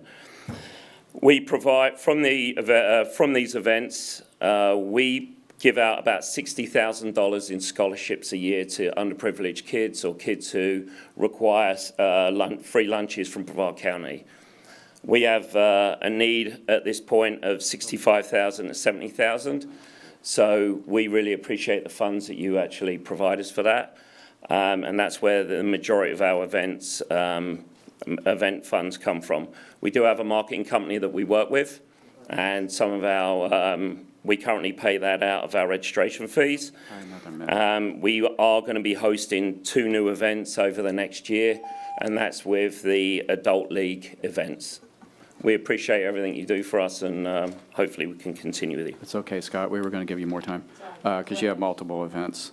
I have a question for you. Yeah. When you talk about the number of hotel rooms that you have with these different events, now, I worked for a hotel a long time ago, and AAU was mentioned earlier, and they definitely filled our hotel. And so how do you know how many room nights are generated from an event? Is it a commissionable rate? Do you do a room list? Do they call you and say? Good question. So in the past, we weren't ever big enough for Anthony Travel, so we never used Anthony Travel. What we did was we asked all of our teams that come to the event to give us information on where they're staying. From that, we have an understanding of how many participants, so let's say you're a U13 team, and you're coming from Jacksonville, we know that on your team you got 18 players. We base that on 4 people to a room, so we know exactly how many kids are coming in or where they're staying. So we're about 75% clear of that, and of where we know most of these families are staying, whether it's Airbnb or whether it's hotels. You got to my other question there about other short-term rentals versus hotels. I certainly understand that. Most of your events that would take, let's say it's taking place at Vera Regional Park, okay? It's not just there. We utilize Rotary Park and we use Wickham Park. Okay. The problem we got with Wickham Park is it's never accessible, which means the fields aren't playable. They're too dangerous for the kids. This year we also used Dick Blake Park, but we can only use one of those fields, because one of those fields is too dangerous for the families. I know the demand is very strong for soccer and more fields and such. So when there are sort of these events that are on the mainland, that's just the way it is. That's the way real estate is. You find most of these families traveling. I mean, if I'm coming from Ohio, I probably want to take the kids and stay on the beach. Is that? Do they do that, or they stay around? They stay around the venue? I'm just curious. Well, because we're not a state of play, we used over 100 hotels around the county. So I don't have the list available, but we can give you a list of the hotels that we use. We used hotels in Cocoa Beach. We use hotels wherever the families want to go to. I can tell you the families from Jacksonville primarily use the beach hotels because they like the beach. Right. Well, hotels are being built in Vieira, so, there'll be a lot of room nights added to that area. I'm not necessarily making a pitch for Vieira. I'm just saying that for your tournaments that will be, there's certainly more opportunity around the places that you're playing. Is anyone else with a question? I just want to say, we're also in a national league. We're the only non-metropolitan soccer club in a national league, which means that every weekend we host about 56 games, and they're from all over Florida. So just our main events of tournaments, we get hotel rooms. But every weekend we've got teams from Miami, Palm Beach. They come up and stay 2 nights or 1 night, depending on when the games are. The joke over the years is that every little leaguer travels with an entourage, and that's mom, dad, and siblings. So I appreciate it. All right. Thank you. Thanks, Scott. So that, sir, was the conclusion of speakers that were from events that were eligible for the MSP. And now we get into events that were not eligible originally or did not apply. Dave Hudson with Melbourne Municipal Band, and next Martha Pissarro. I'm Dave Hudson, from the president of the Melbourne Municipal Band. We're celebrating our 60th year providing free concerts to the community. Melbourne Municipal Band is an invaluable cultural asset that brings together individuals of all ages, fostering a spirit of unity and artistic enrichment through our free concerts. Our mission is simple and yet profoundly impactful: to make high-quality musical performances accessible to everyone in our county, regardless of their financial situation. Nobody is ever turned away from our concerts, ensuring that the joy and inspiration of live music is shared experience open to all. Despite our commitment to free access, our organization faces legitimate expenses. Most of our funding comes from generous donations collected at our concerts, from charitable foundation grants, and from the City of Melbourne. With the abrupt loss of state and county funding, our income has dropped dramatically, whereas our expenses have only increased because of inflation. Even though our musicians freely give their time to perform, we have expenses to maintain our rehearsal facilities, pay for utilities, pay for music, just to name a few. When the threshold for the TDC funding was set at 1,000 out-of-county attendees, we easily surpassed this requirement. The criterion was raised to 5,000, a number we find somewhat arbitrary and challenging to meet, despite our proven track record of attracting significant numbers of visitors from outside the county. In conclusion, I invite you to attend our concerts and see what we offer. I urge you to consider the broader impact of support. Funding MMB means investing in a richer, more vibrant community where the transformative power of music is accessible to all. Are there any questions? Is Tom Stoffaker still playing tuba? Oh, absolutely. Okay. Tom Starfighter. You tell him I said hi. We'll do that. Thank you, sir. Okay. Okay, Martha Pissarro with Native Heritage Festival, and then Anita Full. Good afternoon. I'm Martha Pissarro with the Native Heritage Gathering Incorporated. We produce the Native Rhythms Festival annually. This past November was our 16th year. For over 14,000 years, Native American people have called this land, Florida, home. Our mission is to bring cultural awareness and education and entertainment to all of the citizenry in the southeastern region and beyond. We have visitors that come from Europe as well as both Canada and Mexico. We are following the edict because each November, the White House issues a proclamation to celebrate and honor Native American Heritage Month. Here in Brevard County, we get a similar proclamation from not only our county commission, but many of the municipalities to reach out to all of our citizenry to get everyone involved to our family-friendly 3-day free of admission event, accessible to all and provided by a total nonprofit, all-volunteer staff annually. And we hope that you all can take a peek at these beautiful programs from this past year's event. I'll pass them around and answer any questions. And I cede my 27 minutes to the next person, or where it's needed. Any questions? Okay, Anita. Thanks, Martha. Anita Full with Green Gables, and then Corinne Braden. Good afternoon, County Commissioners. My name is Anita Full, and I'm the treasurer for the nonprofit Green Gables at historic Riverview Village.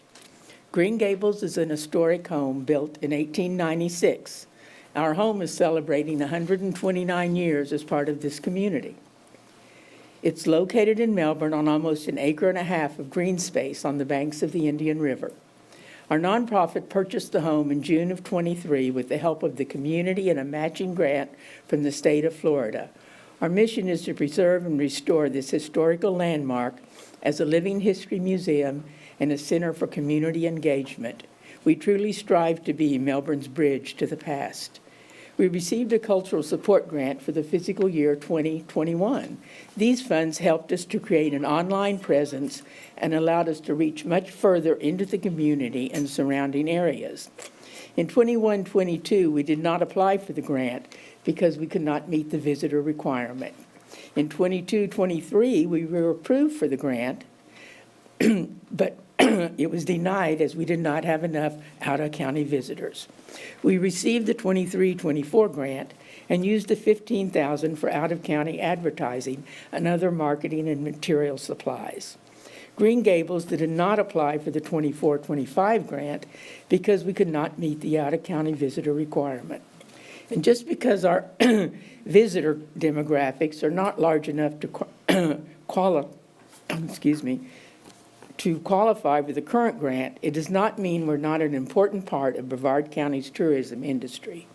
Green Gables has recently joined with 20 other nonprofit museums in Brevard County to form MOB, or Museums of Brevard. Did you know that we have 20 or more nonprofit museums in Brevard County? We're all assets to the tourism industry in Brevard County, and all we're asking is to let us share in promoting Brevard County.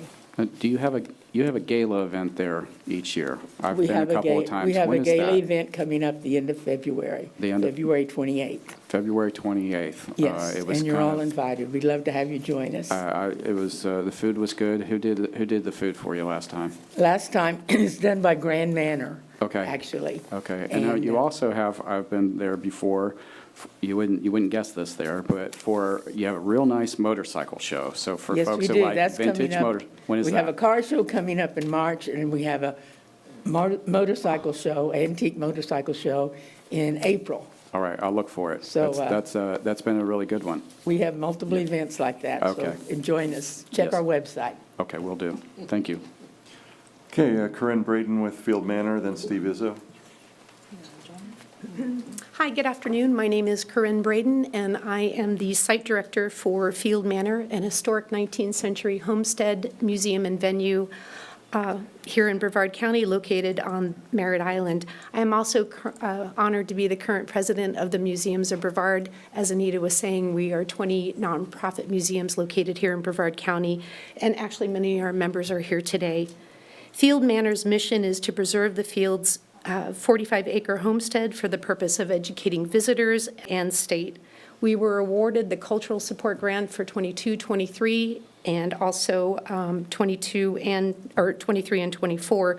We're not eligible for the new marketing support grant due to the change in the grant criteria with a minimum of 5,001 attendees. Past county grant money award allowed us to increase our audience through out-of-county advertising for both the museum and events. Without county grant support, our outreach for Central Florida and the Southeast will be diminished.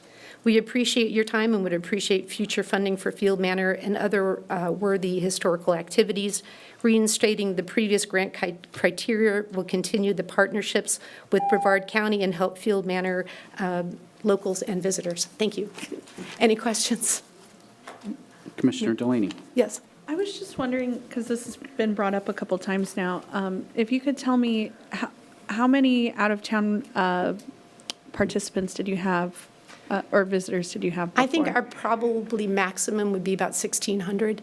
Okay. Yeah. Awesome. Thank you. You're welcome. And I think we'll all be coming out at the end of the month for an event. Yes, you would, yeah, see many of you there. It's on the calendar. Okay. Steve Izzo with the Space Coast Art Festival, then Steve Mogul. How you doing? My name is Steve Izzo. I'm the current president of the Space Coast Art Festival, and 2025 will be our 60th edition of the Fine Arts Festival in this area. And when I say that, people always ask, how do you get to 60? For those of us who are older than 60. But the key is volunteers, a long history of volunteers. I've only been doing this for 2 years. And the audience. the tens of thousands of people who show up every year to attend a festival such as this. The festival is very simple in terms of its construction. We have a fine arts festival that draws artists from around Florida, across the country, and obviously a component is from the local area. We have an area that we're trying to develop more, which we call community partners, which is to bring the other nonprofits like the Brevard Zoo, Museums of Brevard, and others to that audience, so they can get a chance to expose themselves to the audience that comes to the festival. And the third component is we run the largest physical student art show in Brevard County, open through K to 12. We deliver $3,500 in awards to those individual students and to support art in schools, to the schools themselves. All of this is funded with a very simple business model. About 60% of the funds come from the artists themselves in terms of the booth fees, and the remaining 40% is split between sponsors and grants that we get. The largest single expense is marketing. It really doesn't cost to get that word out there. And that's where we've benefited in the past, we are hoping to benefit in the future, is to be able to expand that marketing and then expand the reach above the threshold that you guys have set. So we would definitely support the professionalization of that marketing. Being an all-volunteer organization, we don't have the skills that would be required. So I really support moving in the direction of professional support. So. Okay, quick question for you, sir. When and where this year is the Space Coast Art Festival? 2025 edition will be November 8th and 9th, and we use 7th for a setup day. It'll be at the Avenue Vieira. Okay, very good. Thank you. Any other questions? Okay, thank you. Steve Mogul, Surfside Playhouse, and then Doug Taylor. Well, Steve had an emergency, so he sent me. I'm Sony Jackson. I am the Director of Marketing for Surfside Playhouse. Now, you may, I hope, know about Surfside. We have been around for 65 years in Cocoa Beach. We are the only community theater beachside from Cape Canaveral down to Melbourne Beach. So, I don't know about you, but I actually live beachside, and I hate to go over the bridge. And there are a lot of residents who feel the same. And yet, we all pretty much act at the other theaters because we have so much talent and opportunity in Brevard County. In the past, we have been eligible for the grant. And in fact, we are still spending money from the previous round where we got a matching grant from Spectrum to advertise in the Orlando market. And so they gave us an in-kind matching. So we really leveraged our money, and that's what we like to do.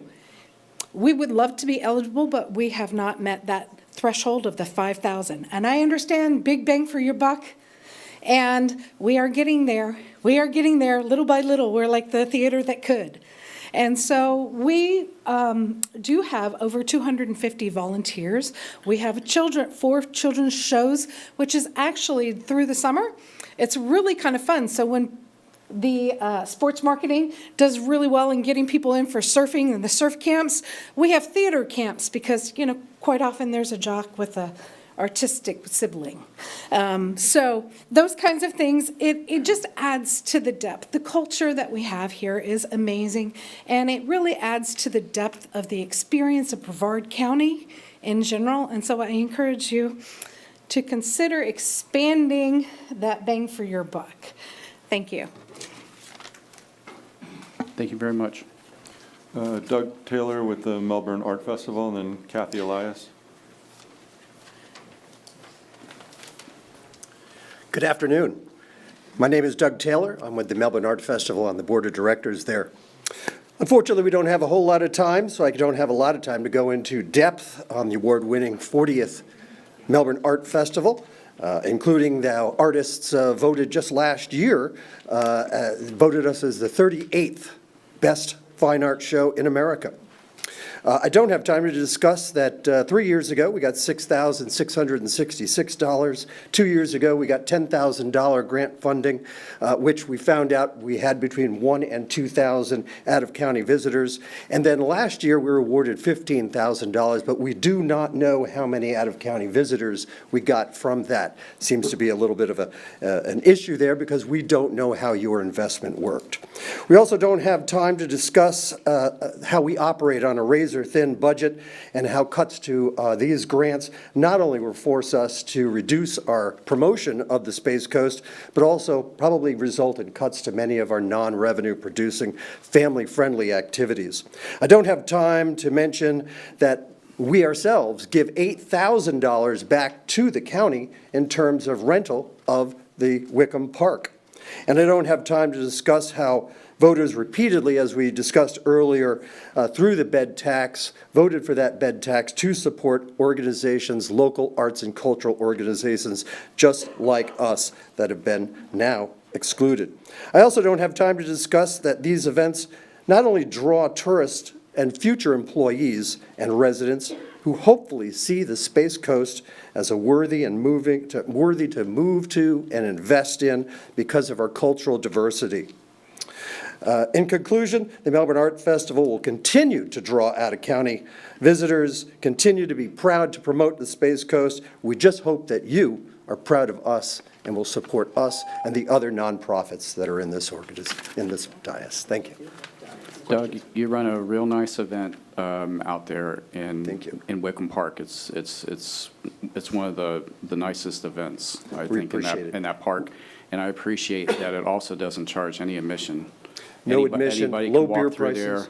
Yeah. And free family activities, free admission, free parking, free kids activities, free live entertainment. I recognize that it's a nice event. We appreciate it. Thank you. Okay. All right, thank you. Okay, Kathy Elias with O'Galley Arts District, and then Susanna Lanza.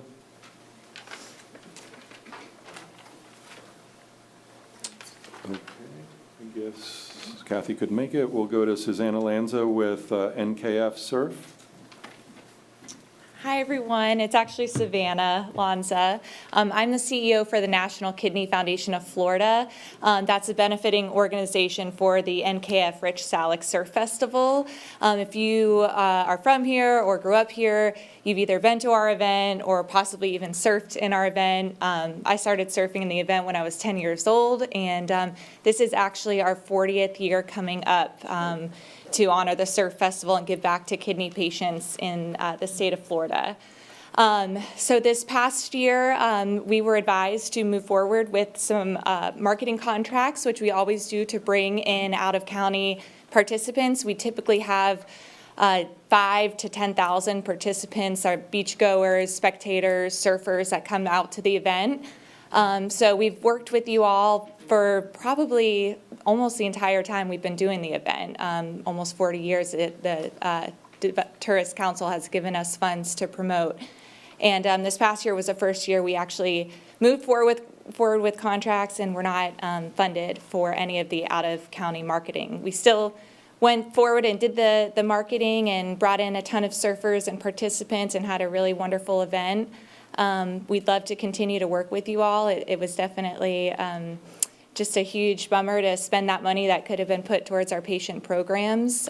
So I would definitely ask that whatever marketing dollars are allocated could go retroactively, like some of the other events that happened at that cutoff back in November, so that we can continue to work with our hotels and bring in surfers and participants and beachgoers for the full 3-day weekend.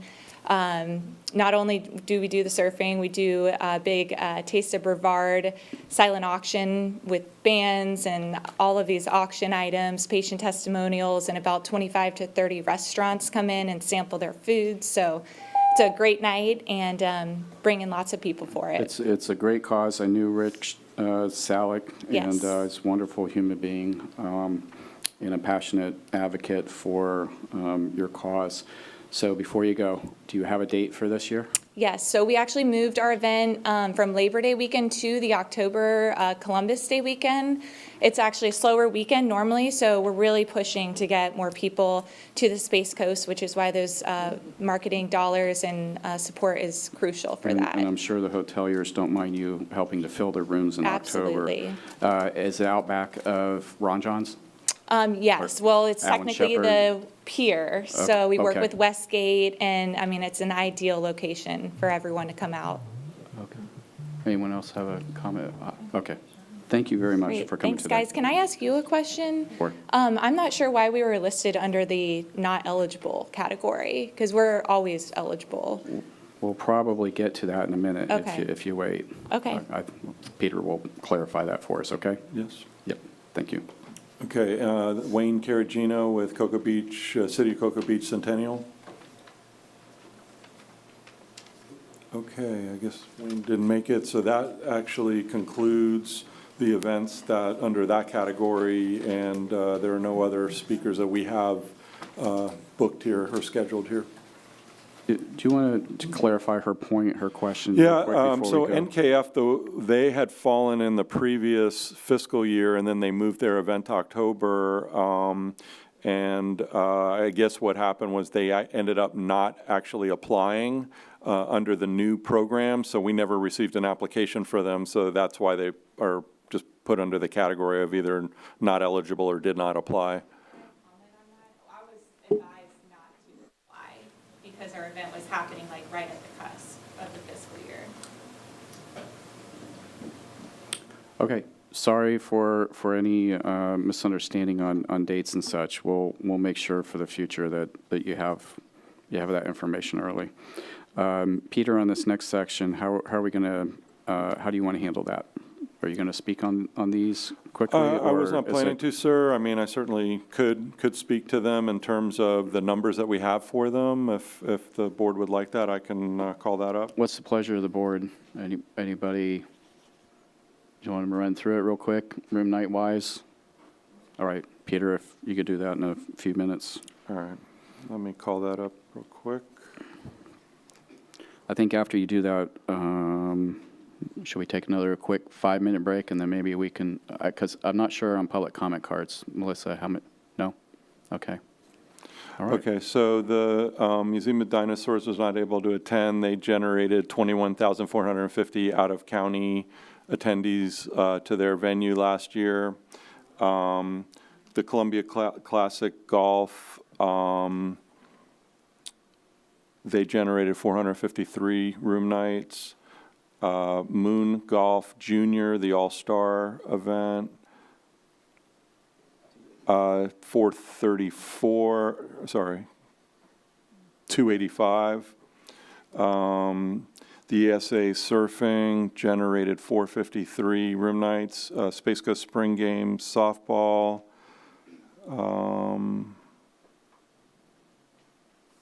that was 578. Moon Golf Invitational was 285. And then Bless the Babies Bowl, that was just happened. That happened in December. They were estimating 2,000 room nights. We did not, we've not gone back and checked that, but we will ensure that. The way the sports events work is if they don't hit the room night number that they predict, then we reduce the award amount by the percentage that they're under.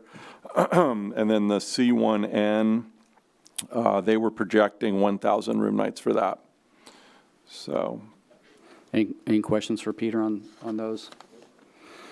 Okay, commissioners, since we don't have public comments outside of the speakers that we already heard, we can move into board discussion and board reports, so we can sort of power through it if you want, or we can take a quick 5-minute break and then come back and do those too. What's everybody want to do? You okay? All right, let's do it. So we're in discussion then.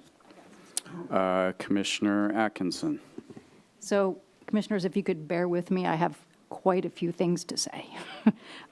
Thank you, Peter, for sitting down with me yesterday and going through all this. I wanted to make sure that I had, being a new commissioner, I had some understanding about what we were doing today. I know that Peter, your thoughts here are, give me direction, right? So my thoughts are, if the event has already happened and they applied in good faith, how can we not give them the money that they thought they were going to get? That's my first thought. My second thought is, I'm not super excited about the criteria that we currently have because I think that it leaves out a lot of the little guys. Hopefully that doesn't offend anyone, but there's a lot of programs out there that I just really like. So if Peter, if your group's looking for some direction, my thought might be perhaps we can look at how we can redistribute for next year some of the money, different criteria perhaps, so we can include some of the smaller numbers of, groups that we have.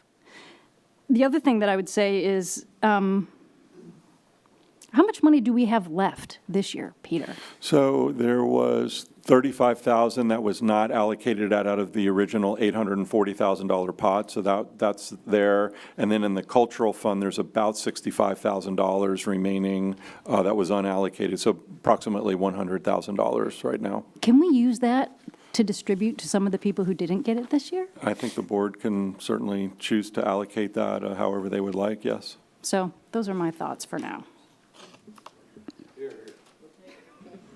I have a couple thoughts on that too, but Commissioner Delaney, I think you were next. Commissioner Atkinson, I was thinking the same thing. I really like that idea. I think that we need to make sure that all of these groups are being supported. And culture is so important to all communities, but especially the Space Coast. When people come here, one of the first things that is asked is, what kind of stuff do you have to do here? So I'm totally in favor of that. Thank you. Commissioner Goodson, sir? What would you do then? Would you take $100,000, split 5 ways, and then come back at the next meeting and inform Peter, this is my choice? Is that what you're proposing? No. Just no. No. You're proposing to rape all the $100,000? No. What I'm suggesting is that's not my bag. I would ask Peter and his group to kind of decide what is the best way to distribute, maybe not all of that money, but some of it to the people or to the groups who didn't get it. So no, I'm definitely not an authority and would defer to him, is my thought. Well, in my district, I guess I would say, just so I... Give it all to you guys? Santa Claus, surfing Santa Claus would be good. Bill's Manor would be good. And I'm sure in your district you would have some. Yes, there's some in there for sure. So But you'd only be somewhere around 2 choices, because at $15,000 apiece, 30 times 5 is 150. We'll take 10. We'll take 10. If we look at... It's okay, Commissioner Atkinson for a follow-up. Sorry, if you look at, and I think these numbers I have are from your presentation where it talks about the ones who didn't get approved. If you add all up what they asked for, it doesn't even come close to, right? So we can at least give them what they asked for. But you also heard the people say, some of the smaller ones said that they might not, Peter, this is a question, some of them, did they say they might not want your advertising, they might want to do their own? Yeah, I heard a couple of groups saying that they would prefer to receive funding directly. So obviously, we would need some direction from the board on how to do that. Wasn't that the way it was originally? Last year, yes, sir. So does that bother your office if the smaller ones had said, we'll do our own advertising? Does that bother you? No, sir. Whatever the board's pleasure, we're fine with. Yeah, I heard some of the small ones say they could do their own. Did you, Peter? Yeah, some of them did, yes. Yes, sir. A good example is Surfing Santa Claus. They said they- But I'm just making that comment to the board. I think that some were, Commissioner Atkinson, or sorry, Delaney, sorry. I think that some of them were asking for to use it not just for marketing, but for I heard that too. costs. Yes. Yeah. And the other thing that I was going to say was just, since there is a limited amount of money, I'm sure that the groups would be happy with something rather than nothing. So, that's something that we can talk through together as a board with our staff to figure out the best way forward. Well, I had a few thoughts on this, too. I heard today that some people would just rather the money.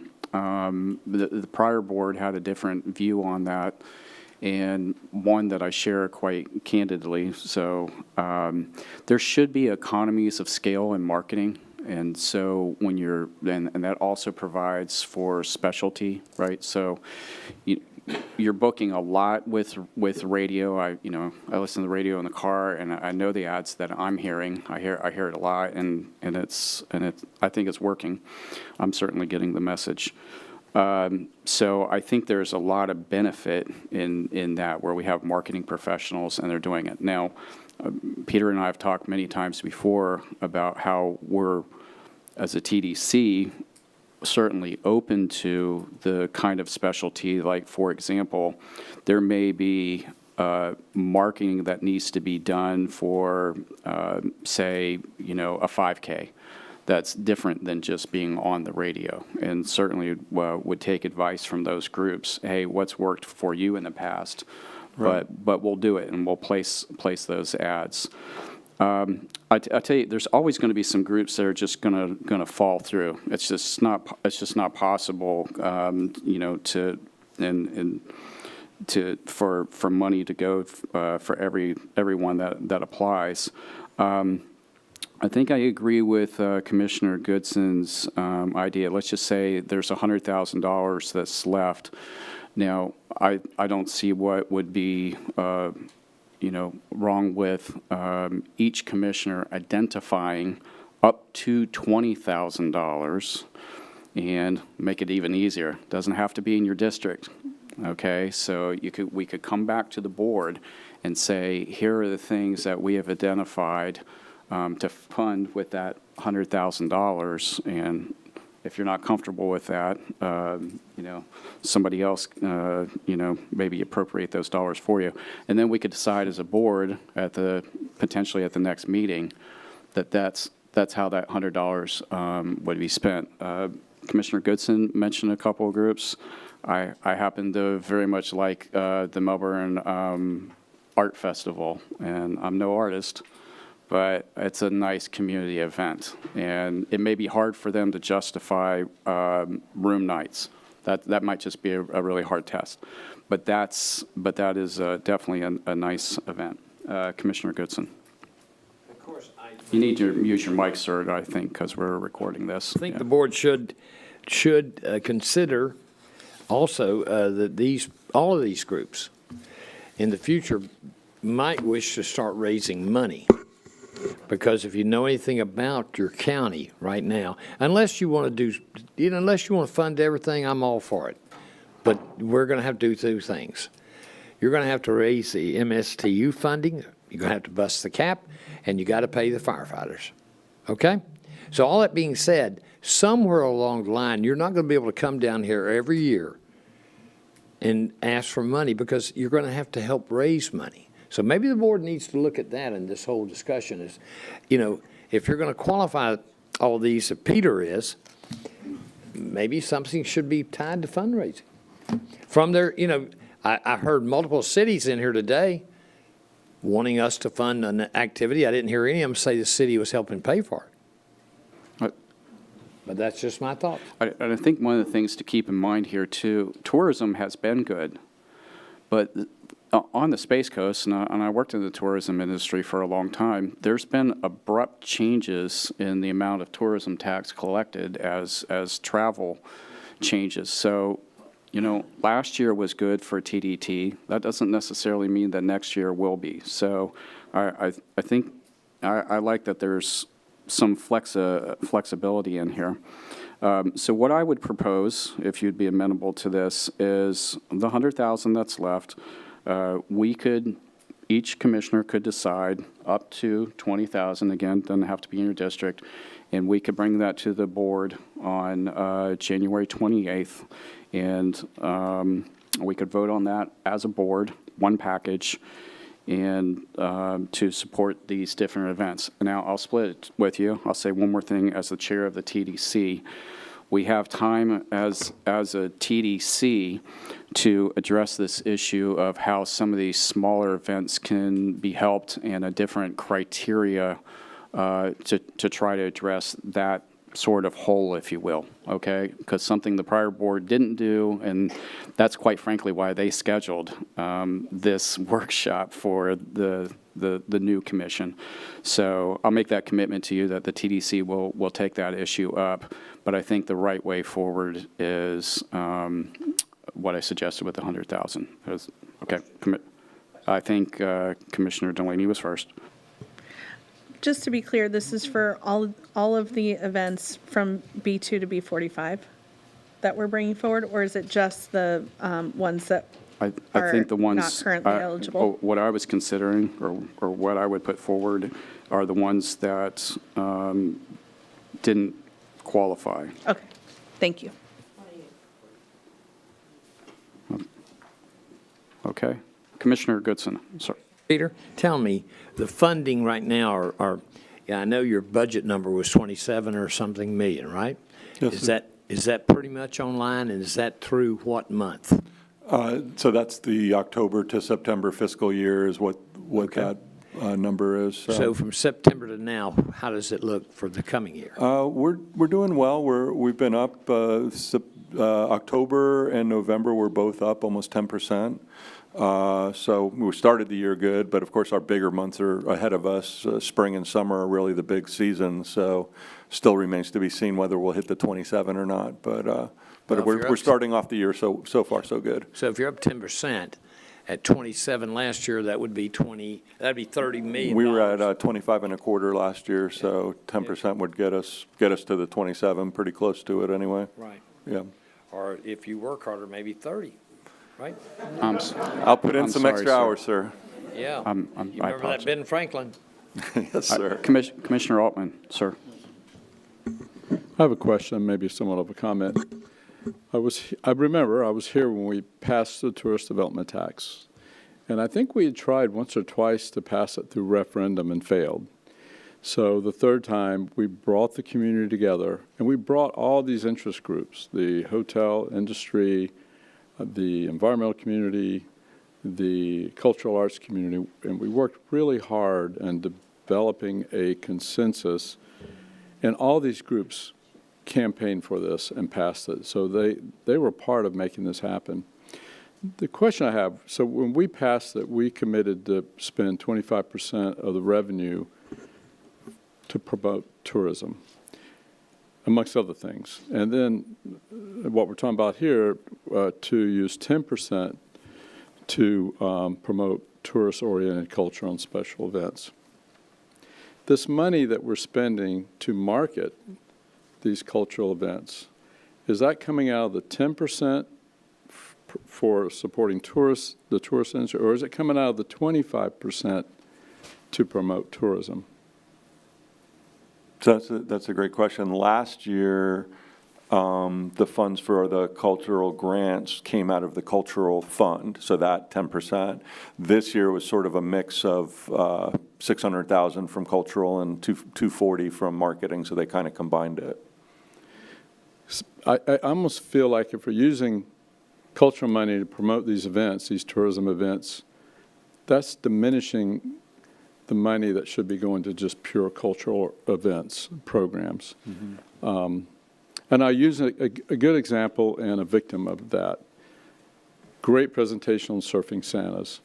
Surfing Santas has become a legacy event for Brevard. It means a lot. We get an unbelievable amount of publicity. It's such a popular program. It's so unknown. Promotion doesn't help them. What they need is money to put on the event. Put on the event. And so a program like this can punish a lot of the events that are doing a lot of good things.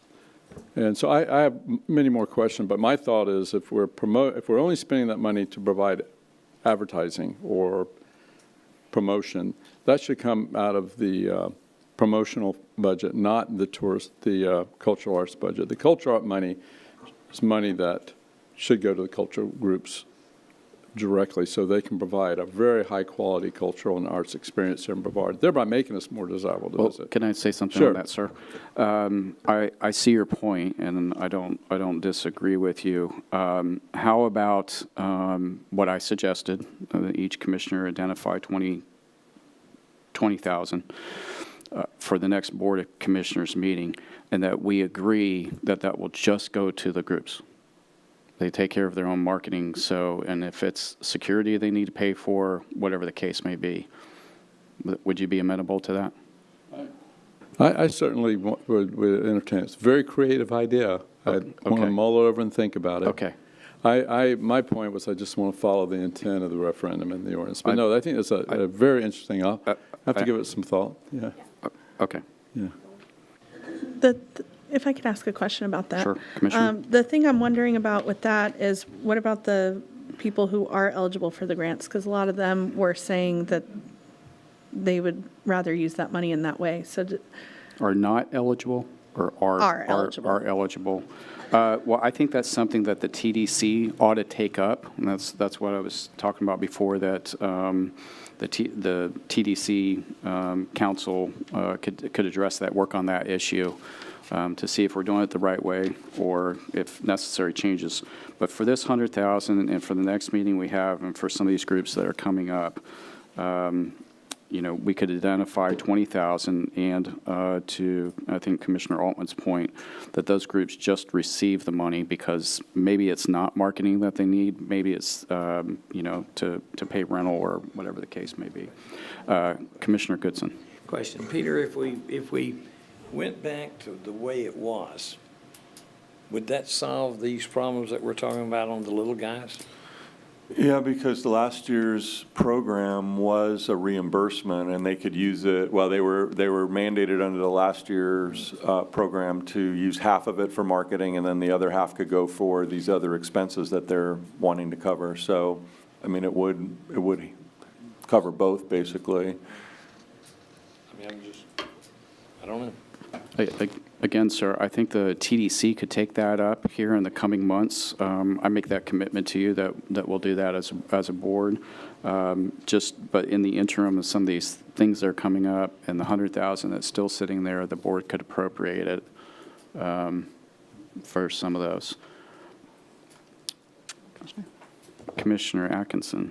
One of the first things that I said was people who applied in good faith, we should give them what they thought they were going to get, but we haven't really talked about that. I just kind of threw it out there, and we haven't really said much about it. Just wondering how everybody feels about that.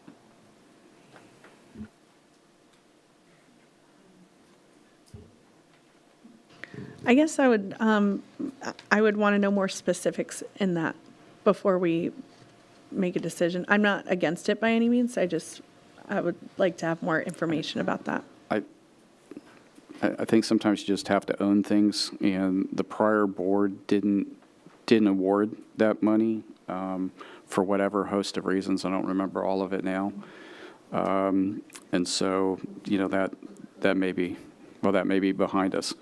So I'm looking at what's ahead of us and in the coming year. So I think that's something that the TDC could work on and discuss this spring. I'm not sure what are we talking about to her point, amount of money? So that was the 805,000 that the TDC approved, but never got formally approved by the board. So that's. I'm sorry, Mr. Chair. Yeah, and if I can jump in, as part of that, if I recall correctly, the previous board said if you award the 800,000, that you hold the people in the yellow, the previous ones, as harmless, that they would receive their award.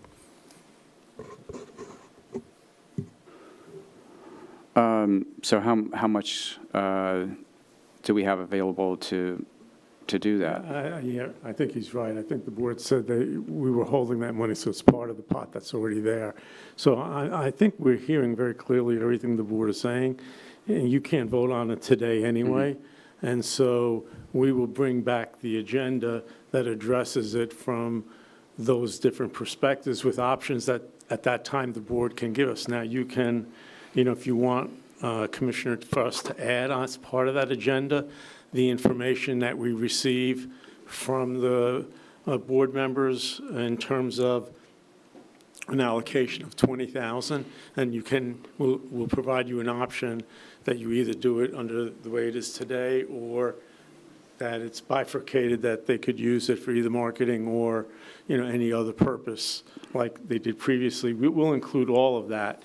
So maybe the best way might be is give us a chance to prepare that agenda, give you the specific numbers you need, and if you want to give up to 20,000, like you're saying, each commissioner, we will include that information in the agenda item, so you all have it as a package. Okay, so when would we need to give that to Peter to make it on the agenda, those items from each district? Well, if we could get it by the normal Tuesday that we put out the agenda, that would work well, and we will be able to include it, and it goes out, of course, on that Thursday before the board meeting. Okay, so a week before, so 21st. Yeah, right. Okay. Does that work? We understand. On the 21st, we're going to send to Peter here up to 20,000. Here are the other groups that we want to include.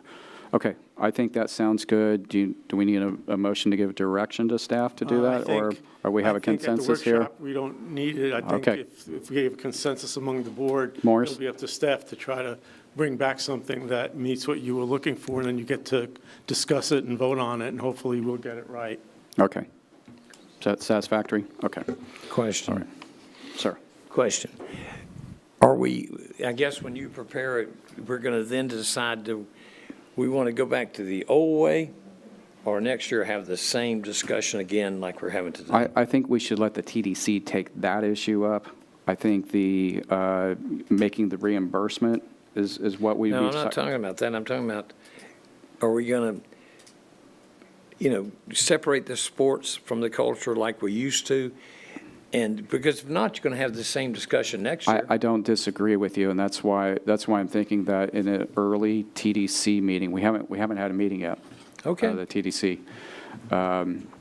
So. But that's going to be an option or a discussion, correct?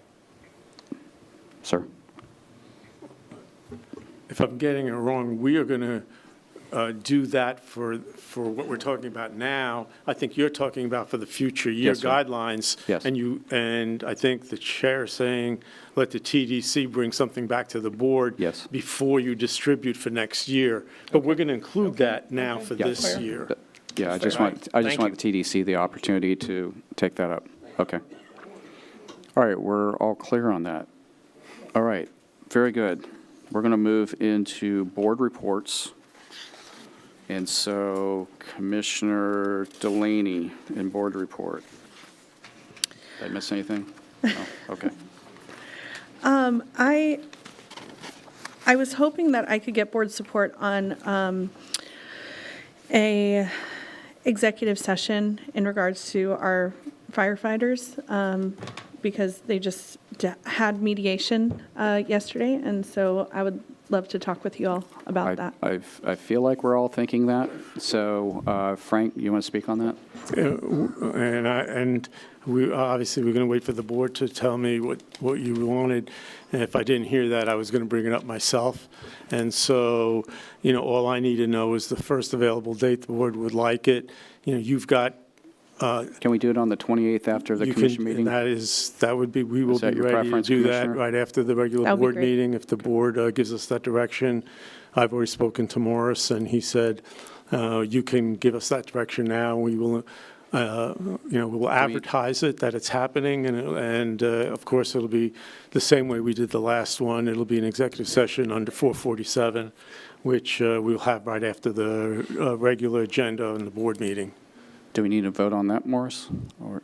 No, just give us direction. Okay. I think you hear from Commissioner Delaney. I know I want to do that. Commissioner Altman, sir, you're fine with executive session? Yes. Everybody over here? Okay, we're in agreement. We're going to do that on the 28th after the commission. Just for clarification, no, for collective bargaining closed sessions, no advertisements necessary. Thank you all. Commissioner Altman on board report, sir? Commissioner Atkinson, Commissioner Goodson, Morris, No report, Mr. Chair. Frank? No report. Thank you. Okay, I'm glad we got to the executive session. I think we were thinking that. Thank you, everybody, today for your participation. Everybody was lady and gentlemen. We appreciate that very, very much. And we'll see you again soon. Thank you, everybody. The opinions expressed by any member of the public during any period of public comment do not necessarily reflect the views or opinions of the Board of County Commissioners of Brevard County, Florida, Space Coast Government Television, or the program sponsor, and are solely those of the presenter. The Board of County Commissioners of Brevard County, Florida, Space Coast Government Television, and the program sponsor hereby expressly disclaim any and all responsibility or liability for any defamatory or slanderous statements expressed by any member of the public during any such period.